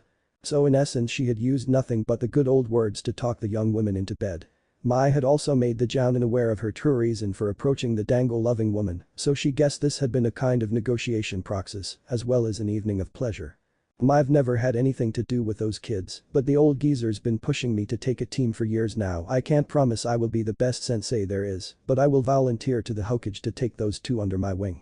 They're much like me at any rate, I guess that's why you want me to take care of them." Anko smiled and pecked her seducer on the cheek. "Did you do that trick with your tongue again? I really loved the way you did that," she whispered playfully to the diva, who could only grin as they resumed where they ended things the day before. Later that morning, Naruto and Naru-chan were on their way out to get some new ninja gear from one of the few stores that accepted them. Ever since Kyuubi's stage 1 changed Naru-chan, she had been a lot more conscious of her looks. She now had a decent-sized wardrobe of clothes, as did her brother, much to his annoyance as he didn't really care about looks and clothing. Without her and their divine senseis, Naruto would probably still have looked like a walking target practice in that orange jumpsuit. Luckily the girls had burned it and filled up his closet with clothes and gear befitting a shinobi. Naru-chan and Naruto had near-identical shinobi attire, black and dark blue, some dark green spots thrown in here and there in camo-style blobs, the top part skin-tight but silent and easy to move in. Cargo pants also made of a material that made less sound as they moved, as well as matte black shin guards and fist guards sewn into the material of their fingerless gloves. The only real difference was the cut, as one was made for the female body and the other for male body. The Kyuubi had really sparked their bodies into early development too, which annoyed Naru-chan. Especially her period had come as a major surprise. She was just glad it didn't hurt as much as she had heard and thought it would. Cramps and such, she barely noticed them. Just enough to know it was that time again when it came around. Her chest itched a lot though, which had been a pain during D ranks that required a lot of movement, and she surmised it would be just as annoying when they started their C ranks. Naruto and Shoten cleverly evacuated the apartment most of the time during the week, as their male instincts told them it was about time to initiate the age-old instinct of fight or flight. They slept with an eye open during the night and awoke before sunrise to find some place to hang out, train or just plain hide. But currently that time of the month was far away and the Uzumaki twins were headed to their favorite shop, the same place they had gotten their gear. They wanted to have their forehead protectors altered, and as they entered the shop they noticed a girl sitting at the counter instead of the grown woman they were used to. Excuse me?" Naru-chan asked. "Is Shigure-san around?" The other girl turned her attention towards the twins. She was a rather tall girl wearing some sort of sleeveless Chinese shirt in a soft pink color and blue cargo pants, with chocolate brown hair tied up in twin Chinese buns, and a forehead protector visible between her bangs that hung loosely down on both sides of her face, barely reaching the level of her eyes. "Oh sorry, Mom is on a business venture and won't be back until a couple of days. She gave me the responsibility of watching the store until she gets back. Can I help you with anything?" My name is Tenten, by the way. Tenten Shigure." The girl bowed her head politely at the Uzumakas who returned the gesture. "Naru-chan Uzumaki, this is my brother Naruto. A pleasure to meet you." The Genin smiled at the twins. "So, what can I help you with?" They both moved up to the counter and put down their forehead protectors. "We want these changed into a non-reflective dark color. Green or black preferred, can you do it?" Tenten mulled it over for a bit, picking up the protectors and examining them. "Sure, I could do that. But I'm not as good as my mom, so it will take a couple of days." Naru-chan just smiled. "That's great, our Genin placements aren't until the end of next week, so they will be done by then." Tenten nodded. "Oh sure, no problem. It'll just take 2-3 days, return on Tuesday, and I will have them ready for you." "Great, thanks a bunch Tenten-chan." Naruto said and beamed happily at the girl who blushed at the suffix. No problem. Mom said you two are favored customers here, so I'd be honored to help you." Mom will be back by the time I'm finished too, so you can discuss the price with her then." The twins turned to leave. "Thanks, Shigeru-san," Neri-chan said as they leave, the brunette girl waving at them before putting the protectors away for work later. She always did wonder how Mom could work the smithy and watch the counter at the same time, but guessed it was his trade secret or something. In actuality, it was just the Kage Bunshin technique, display of incredible skill that the woman could actually use such a high-level ninja skill without even being registered as ninja or having received formal training. Meanwhile, at the Hokage office. "Hokage-sama, I implore you to do something about Naruto-san and Neri-chan's team. It doesn't really seem fair that they're alone like that." Iruka was arguing for Naruto and Neri-chan to get some sort of recognition when Anko knocked on the door. Wondering who would disturb them in the middle of a meeting, Sarutobi called the person inside. "Ah, Anko-san. Perfect timing, I've just received a list of aspiring genin and I would like it if you could take it upon yourself to take a team under your tutelage." The Hokage formed the sentence as a question, knowing Anko was vehemently against the idea of apprenticeship due to her past, so he was surprised at the next thing the young woman said. "Hokage-sama, I wish to request the Uzumaki twins as my genin team. As you know, it's my first time doing something like this, so fewer numbers means I can get to know them faster and better, plus I think I can relate to them better than anyone in the village." Iruka had lost all incentive to argue with the Hokage for the children's placements. This woman had just requested to be the sensei of the village's most infamous children without a second's hesitation. He of course recognized her as Anko Mitarashi, the apprentice of the traitor, Orochimaru. But just like he didn't blame Naruto or his sister for Kyuubi, he didn't blame her for Orochimaru's betrayal. It didn't feel right blaming someone for the sins of others. Mitarashi-san, are you certain about this?" He gave her a questioning look. "As I was just explaining to Hokage-sama, I strongly believe those two should be given a teammate as it does not seem fair to place two genin, no matter their skills, alone like that." Anko admired how the Chunin had avoided any form of insult with the formulation of that sentence, while still expressing his concerns for putting the village's dark secret in solitary confinement. "Don't worry. I'm certain I can make up for the missing teammate with something they might enjoy." Iruka looked uncertain, but conceded. "Well, I'll relent on the matter then." While he was thinking it would be better for the children to have a willing sensei than to be placed on a team with one or two reluctant partners. The Hokage smiled. "Request granted, Anko. May I ask what brought this on?" The purple-haired Jounin sensei smiled secretly. "Let's just say I had some divine inspiration," she said with a dreamy smile, and the Hokage left it at that, not daring to press his luck or health by questioning this woman's habits or behavior. "Dismissed, then." He shook his head when they left. "Those two really shake things up. I'm getting too old for this." He knew of course that the currently residing diva in Konoha had something to do with Anko's sudden change. The Hokage had some experience with diva and their abilities as he had encountered a lone traveling diva in the past, along with his teammates Kaharu and Homura. They preferred to keep the encounter and the events that unfolded to themselves, however they respected the diva as a species due to this encounter and would be unlikely to deny hospitality should they meet any more of them. The diva of course would be the reason why Hirizin's old teammates entered after Iruka and Anko left. "When were you going to tell us about the diva, Hirizin?" Kaharu asked, making the Hokage relax. The diva were a subject they would all agree on, meaning he wouldn't have to argue with his old friends this time. He really felt he was getting too old for this job. "I figured they're a subject I wouldn't need counseling on since we're all more or less in agreement about their species, right?" The two council members nodded. "However, we would like to meet them. Having two diva as guests, and for a 3-year period at that. It's certainly a privilege few can claim to have experienced," Homura said with a smile. "They seem to have taken a strong liking to Naruto, most likely due to the Kyuubi. I'm not certain what to make of it though, you'd have to talk to them if you wish to know why." Both council members expressed some concern at knowing the diva took an interest in the Jinchuriki. Perhaps a meeting with the diva and the Jinchuriki would be in everyone's best interest. Kaharu suggested after a while. "I'll see if they're willing," Hirizin replied. The rest of the afternoon was spent with the three reminiscing about past exploits and in the Hokage's case, also spent withering down the bane of all cages, paperwork. The fifth Mizukage was looking over some paperwork herself. Mei Terumi was a very attractive woman just reaching the prime of her life and she found herself with the irritating task of repairing a country after a reign of terror at the hands of Yagura, her predecessor. Yagura was a child prodigy and the container of the three-tailed Biju, however he had been defeated at the hands of rebellious ninja, upset with what the boy had done to the country, as well as bloodline users sick and tired of being prosecuted for what they were born with. Mei was one of them, the leader of a powerful group of self-taught bloodline-using ninjas. Eventually she came to be the leader of a larger group of rebels, ninjas and bloodline users alike, and they managed to overthrow their oppressor, though the victory came suddenly and unexpectedly. Mei was chosen to lead Kiri after the bloody civil war was over, but she feared Kiri might never fully recover. It was important to show strength, else their enemies Kumo and Konoha would figure Kiri to be easy prey, not to mention the requests for missions would decrease in favor of the other countries. Mei had considered sealing the Sanbi into a new container but chose not to, leaving the Sanbi to roam at the border of Kiri. Then there was the 7 shinobi swordsmen of the mist. It was well known in Kiri that Kisame was the reason they disbanded. Kisame had a grudge against people and also desired to fight strong opponents. He eventually up and left Kiri during the civil war while the other swordsmen were split down the middle. Zabuza went on a campaign to gather funds to build an army against Yugura and never received the word that the war was over, instead being branded as a missing nin.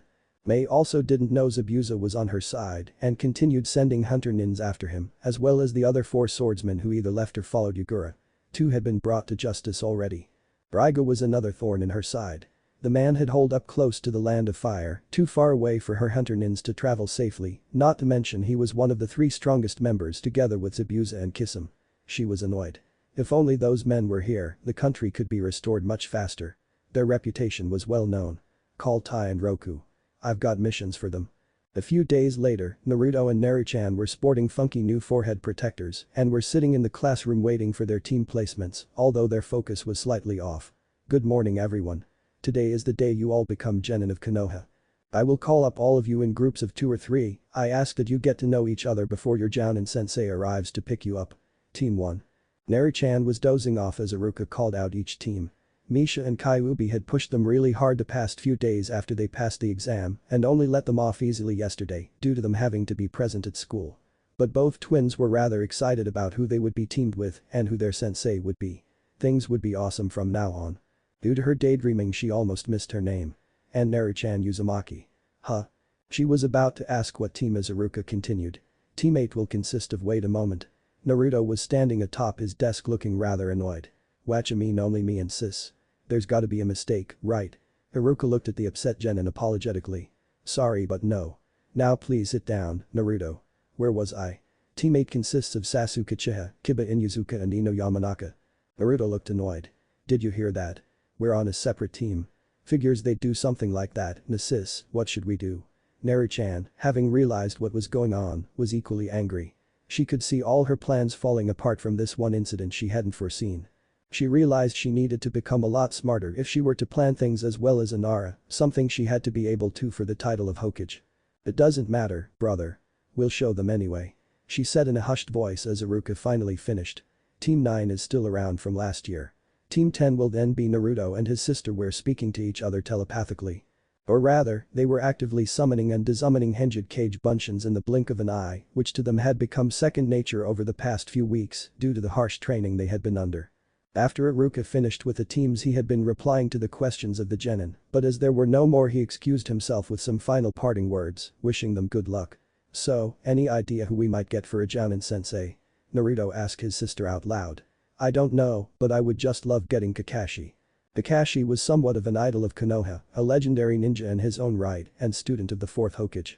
Since whomever became their sensei would essentially give Naruchan one-to-one training, having the strongest Jounin in Konoha as their sensei would make them the strongest team.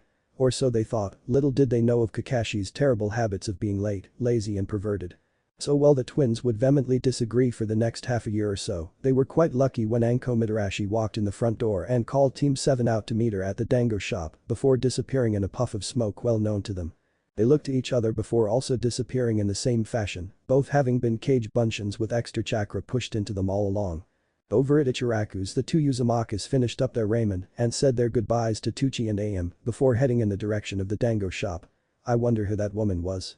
Naruto pondered, his hands resting behind his head as they walked. Geez Naruto, we know who it was. We studied all the Jounin of Konoha a while back. She's that student of Orochimaru's, remember? Naruto gave a new of recognition. That's right, Konoha's snake mistress. Interesting. She might not be any Kakashi, but she was the student of Isanin. Wow, they gave you a powerful Jounin sensei, sis. Anko spoke up from behind them. Actually I volunteered for this. The twins jumped and turned around. Geez you scared me. Naruchan exclaimed. A ninja should be alert at all times. was the response they got as the woman sailed past them in the direction of her vice, Dango.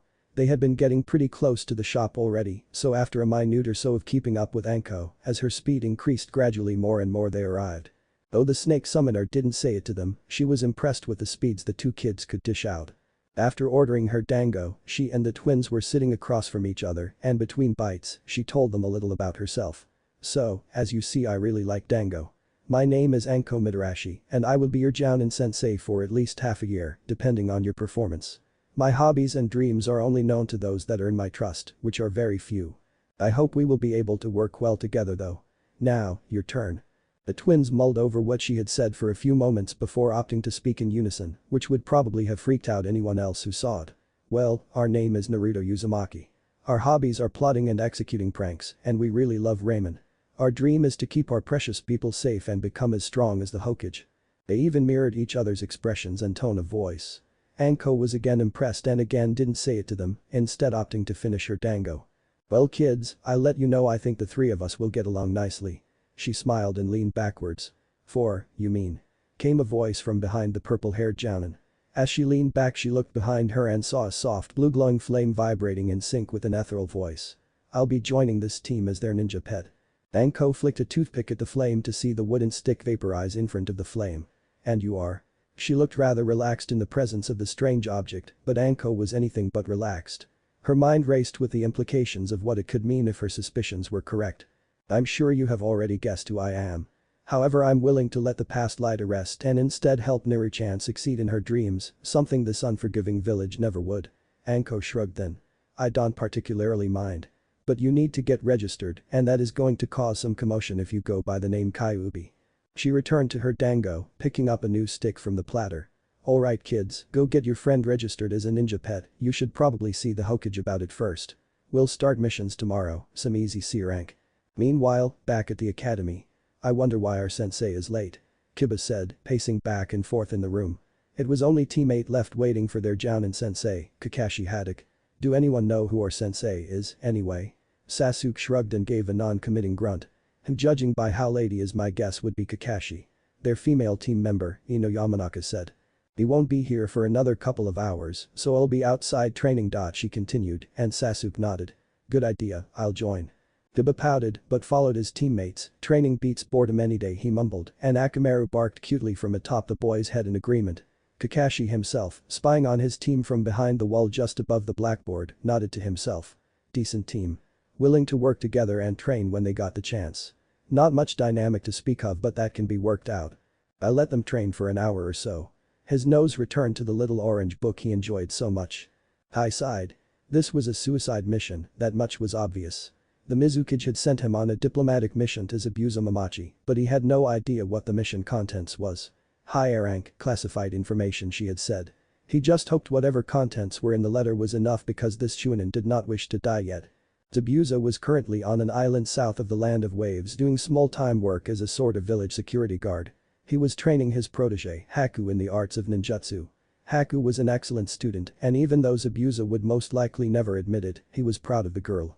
If only she could be more honest with herself, thought the pot about the kettle. He figured and/or hoped she would come around eventually. Haku denied being a girl in any way, shape and form and tried her best to look like a boy because she feared Zabuza would not approve of girlish tendencies. While Zabuza approved of her dedication, he couldn't help but worry for her, he had grown rather fond of the girl. That bastard Mizukage wouldn't ever allow Haku to live in Kiri and he was not fond of massacres. His butchering of the entire graduating class above his year left some serious emotional scars he didn't wish to explore. Ozu and Maizu were job hunting while Zabuza stayed in the village. When they returned with a good offer for work, Haku and Zabuza would pick up their things, leave and maybe return once they were finished. It was routine for the most part. Zabuza really didn't bother what kind of work it was as long as it paid so he could hire enough mercs to finally overthrow that child Kagegura. Just a couple of more jobs and he would finally have his revenge, he mused. I peeked out of the water. The rumor said Zabuza was working on the island ahead. The young Chunin could feel his own spine wanting to crawl out of him just at the thought of standing in front of the infamous demon of the mist. He had the skills to get out of a pinch if it did happen, of course, he had already placed the seals needed before he came here. "What do we have here, Gozu?" A voice came from behind Tai. "I don't know, Maizu, a lost fish, perhaps." Tai attempted to flee, but found he couldn't move as chains had wrapped all around him. Think we should bring him to the boss holer in pieces. The brothers were grinning to one another. Wait. I have a message. For Zabuza.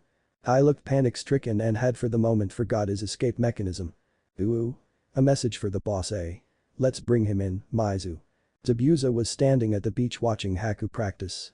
Haku had long since surpassed Zabuza in terms of jutsu skills, so all Zabuza could really do was comment on how he thought she could improve herself. He caught a glimpse of the demon brothers from the corner of his eye. And who is that, Gozu? Mizu? He asked in a frighteningly cold voice. I would have peed himself if he was less of a ninja. This is just a lost fish we brought out of the water. He says he has a message for you. Zabuza turned his attention to the Chunin as a mirror of ice formed behind him, out of which Haku stepped. And what would that message be, oh pet of Yugura? I blinked for a few seconds. Yugura? He asked. Zabuza just nodded. You think I may? He nodded again. I burst out laughing, causing Zabuza to look extremely pissed. What the hell are you laughing for, you little brat? Tai caught his breath while begging his apologies. I'm sorry, it's just well I figured you of all people would know. Now I understand the reason I'm here. Zabuza was now confused as well as angry. You got 5 seconds boy, and I swear that if you do not, Yugura is dead. It was Zabuza's turn to blink. What? I nodded. There's a scroll in my left pocket from the new Mizukage, a bloodline user called Mei Terumi. She was the one who killed him, I was there so I know. Zabuza nodded to one of the brothers who fished the scroll out of the Chunin's pocket and tossed it to the swordsman. Zabuza quickly opened it and read it through. Zabuza of the 7 Shinobi Swordsmen. As the 5th Mizukage of Kurigakure, Mei Terumi order you to cease all attacks on Kurigakure and return to active duty as a shinobi of Kiri. Your first mission will be to infiltrate and eliminate the leader of Gato Shipping Industries, and in return, you will be stripped from Kiri's bingo book and reinstated as a jounin of Kurigakure, with full payment of this task as an A-ranked mission. You are required to bring his head as proof, use whatever means at your discretion. Signed. Mei Terumi. 5th Mizukage of Kiri. At the opposite end of the signature was the official Mizukage seal, proving it to be real. Gato, huh? Gozu and Mizu perked up at the name. Sir, would that be Gato of the shipping industry? So kids. Time to test the fruits of your training. Anko was grinning like a bobcat stalking its prey while watching the Uzumaki twins. It seems we've got ourselves a mission. It's a B rank so we will be doing this alongside another team. An elimination mission, our job is to kill some rich guy called Gato. Apparently he has holed up in Nami no Kuni, torturing the land. Not that I care why, but at any rate, we've been asked by a man named Tazuna to kill him. Naruto looked over at his sister who was following what Anko said with rapt attention. She cast a sideways glance at Naruto before nodding and speaking up. Anko-sensei, who is the other team? Both siblings turned to Anko for an answer. Oh, them well. Many miles away, in Nami. Haku? The young girl turned around to face one of Gato's henchmen, a big ugly brute of a man with a giant sword strapped to his back. Zabuza and Gato wishes your presence. Follow me. Haku put away the senbon she had readied, hiding them away in the myriad of secret pockets and areas within her dress. Ah, Haku-chan. Gato greeted her as she and the brute entered. Gato's tiny fish-like eyes were staring at her, while his grin gave her chills up her spine. She didn't outwardly show it though, putting on an air of stoic silence instead. I was called here. Where is Abusa-sama? Oh, he is on his way. I have some business I wish to discuss with the two of you. Gato's grin never became less creepy, but she managed to ignore it for the most part. The moment she had entered, she knew there were 5 more giant brutes hidden within the room.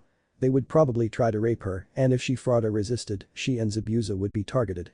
It would compromise the mission. Very well. I suppose we wait for him, then. She mentally slapped herself for entering such an obvious trap. Zabuza wouldn't stand for it either. He'd call her sloppy and double her training for this. She could flee the room or endure the hell to come, those were the 2 options she envisioned. Well. The little creep looked up at her in a way that made it feel like he was looking down at her instead. There was one other thing, something I thought I could discuss with you alone while we wait for your master. Feigning ignorance, she scanned the room for exits. Oh. And what would that be? There was a hole in the roof, a bit too far to jump, but the walls could give a good rebound effect. 2 windows, one was too small to jump through. A door to another part of the house. It wouldn't lead to any second floor, could be basement, bedroom or toilet. The door behind her was guarded by the big brute that followed her here. Roof was the best bet. Traps. She looked a bit closer. A blink from the roof. Probably a guy up there just waiting for her to try escaping. Well, you know, this village doesn't have much to offer my men in the ways of relaxation, and they do need that. You know, to keep morale up. She nodded while examining the window, still standing silent and rigid by the entryway. And what does that have to do with me? The window looked clear. Could be something just outside. She could jump far if she got a solid foothold on the wall outside. At the same time, across town Zabuza was sitting slouched back with the demon brothers Gozu and Maizu standing guard on each side of his chair. In front of Zabuza was Gato flanked by his 2 samurai guards. So, these little vermin around town have decided to man up and have hired ninja to snuff you, that what you're saying? Gato glared at the big brute he'd hired as extra protection. Most of his men were regular highwaymen and bandits, apart from the 2 samurai at his side and Zabuza's ninja crew. Zabuza apparently used to be a high-rank ninja before he became an outlaw, and being that he was the most expensive hired help in Gato's possession, he figured if Zabuza and his ninja killed themselves fighting off Gato's would-be assassins, he would only win on it. I expect you to handle this situation delicately. If they find out we're onto them, they'll shift their tactics. Right now all we know is that they're 7. 2 high-ranked ones and 5 fresh out of the barracks. I expect you to be able to deal with this. Zabuza laughed. Sounds easy. I'll send Haku out to scout first. I need to know who I'm dealing with here before I can do anything. Every kill requires a separate plan. Be patient about this, boss. Gozu, go find Haku, we've got work to do. I'll be leaving then, Zabuza. I expect this to be dealt with silently and professionally. Gato lost his smirk the moment his back was turned to the brute, cursing himself for the timing he chose. Oh well, those men were just common rabble. Easily replaced. Once outside the door he told the samurai to go ahead of him to the mansion, while he took a turn into an alleyway, where he promptly vanished into nothing. Well you see girl, one of a man's greatest pleasures come from a woman's body. So I figured I would let my men get the relief they need from you while we wait for your master's arrival. The evil little fish-eyed creep chuckled while moving to the exit. Play nice with the big boys now, girl. And then he had left. What nobody noticed was that once outside, Gato quickly headed for the nearest empty alley and dissolved into thin air. Creepy laughter rose from around the room as Haku slowly entered. The 6-7 men she had sensed came out from their hiding places, which were pretty ridiculous ones as well. How did a giant brute even hide behind a pillar? She shrugged and decided she would have to learn whatever trick that man had used. But first things first, she had to escape. The last thought she had before her vision turned black and she fainted was crap as the guy behind her knocked her out with the back of his sword. She had forgotten he was there for a second and that was all he needed to strike. Being resilient from all those years of training with Zabuza paid off as she woke up again slowly a few minutes later. She was still groggy and her vision blurred, but she heard voices. Rough voices, and many of them. And they were laughing. She squirmed away as she felt callous hands grab at her body. She now realized she was naked and bound to a pillar in the middle of the room, both hands tied behind her back. Like this she couldn't even do her hand signs. The men laughed even more at her discomfort. Gozu was probably not the best shinobi when it came to sensing chakra, but he was the best out of Zabuza's crew, and that is how he noticed the unusually high amount of chakra coming from the abandoned house as he passed it. Why would so many people be inside an abandoned house? For once using what little he had for brains he chose to investigate it and went around the back to look inside a window. 257 men, undressing. What? He was about to flee when he noticed the figure in the middle. Haku. Zabuza-sama. A dripping wet Gozu came crashing through the door. Come quick, follow water trail. Haku raped, then Gozu dissolved into water, revealing himself to be a water clone. Back at the abandoned house, Gozu was preparing himself to jump down through the hole in the roof. The problem would be the 2 guys at the back standing guard. They looked like they belonged with those guards Gato always walked around with. Samurai, huh? Well, even if he couldn't take on 2 samurai, he could crush a group of bandits before they got to him. Gripping tighter to his chain and steeling his resolve, he dropped down, tossing the claw end of his chain to crush through one guy's skull. Spinning in midair to retract the chain, he smirked as the claws cut another guy next to his target.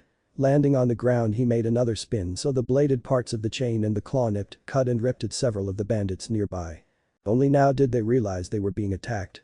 2 were dead and 3 more were cut, they would be dead in 10 minutes tops. The other 2 barely got their pants on before fleeing the room screaming like frightened girls. Are you okay, Hack? Haku had closed her eyes when the men began undressing, shivering in disgust. So hearing the chains rattling and the screams of people dying, she peeked open her eyes, only to see Gozu turn around grinning at her to ask if she was okay before a chakra-covered blade stuck out through his chest. His concerned look shifted through pain into confusion before he looked down. Looking behind him, he grinned again. You lose, Zabuza comes. He whispered before falling to the side. One of the 2 samurai had moved forward and killed Gozu before now calmly wiping his blade clean of blood and then turning with his companion to leave. Gozu had saved her innocence at the cost of his own life. Okay Haku, keep calm. There's got to be a way to save, damn it. Keep calm, girl, don't cry. Gozu, a mental order she failed to follow as tears started welling up in her eyes. She slumped down, held up only by the chains, while sobbing silently for the loss of her friend. This is how Zabuza found a minute later. Back in Konoha, the following morning. Naruto had arrived before her brother at the gates as he was being doted upon by Misha for some reason. That girl did have the weirdest habit sometimes. Naruto shuddered as she remembered some of the things the diva had done to her or made her to herself. Not long after she arrived at the gates, her brother showed up along with their pet as well as Anko, and a few moments later Team 6 led by Kakashi Haddock. "Hi guys." Naruto called out to their teammates. Kiba and Naruto usually got along quite well, and Naruto recalled she didn't have much trouble with Ino, so she had a good feeling about the team. Ichimaru was the third member of Team 6, and as she recalled he was quite decent with Kenjutsu, probably why he was carrying a sword strapped to his back. "Greetings, Uzumakas." Jin bowed to the two, which made both rather embarrassed. Jin was probably the most polite boy they had ever had the pleasure of meeting. "Hi Naruto." Ino rushed up to hug Naruto as they approached, while Kiba walked up to Naruto with a big grin on his face. "Guess what Naruto, we're not gonna lose out to you this time." Akamaru barked in confirmation, and Naruto chuckled. "We'll see about that, won't we Kiba?" Kiba gave Naruto a huge grin, crossing his arms and puffing out his chest in a proud manner. "Our sensei is none other than Kakashi, the master of over 1,000 jutsu." Naruto's eyes bulged out at this revelation. "Really? Over 1,000? Awesome, you must have gotten crazy strong the past months." Kiba smirked. "I might have learned a thing or two, yes." He boasted, just as Kakashi walked up and bonked the dog boy in the skull.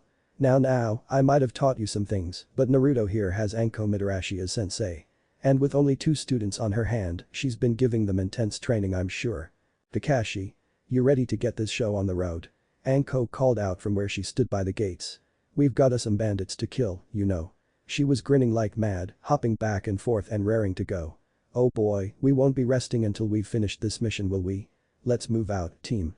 On his order, Jin, Kiba and Ino were instantly at his tail and flanking him, Jin and Kiba at the sides with Ino behind in the middle. "Right, let's go kids." Anko called out and the twins snapped to attention as well, speeding to catch up with Anko herself, who had already stormed out the gates. Sighing to herself, the fox pet of the Uzumakas just followed at a leisurely pace. "Humans always on the move, oh well." She mumbled to herself. Thanks for watching, also remember to subscribe and like this video. See you in the next video.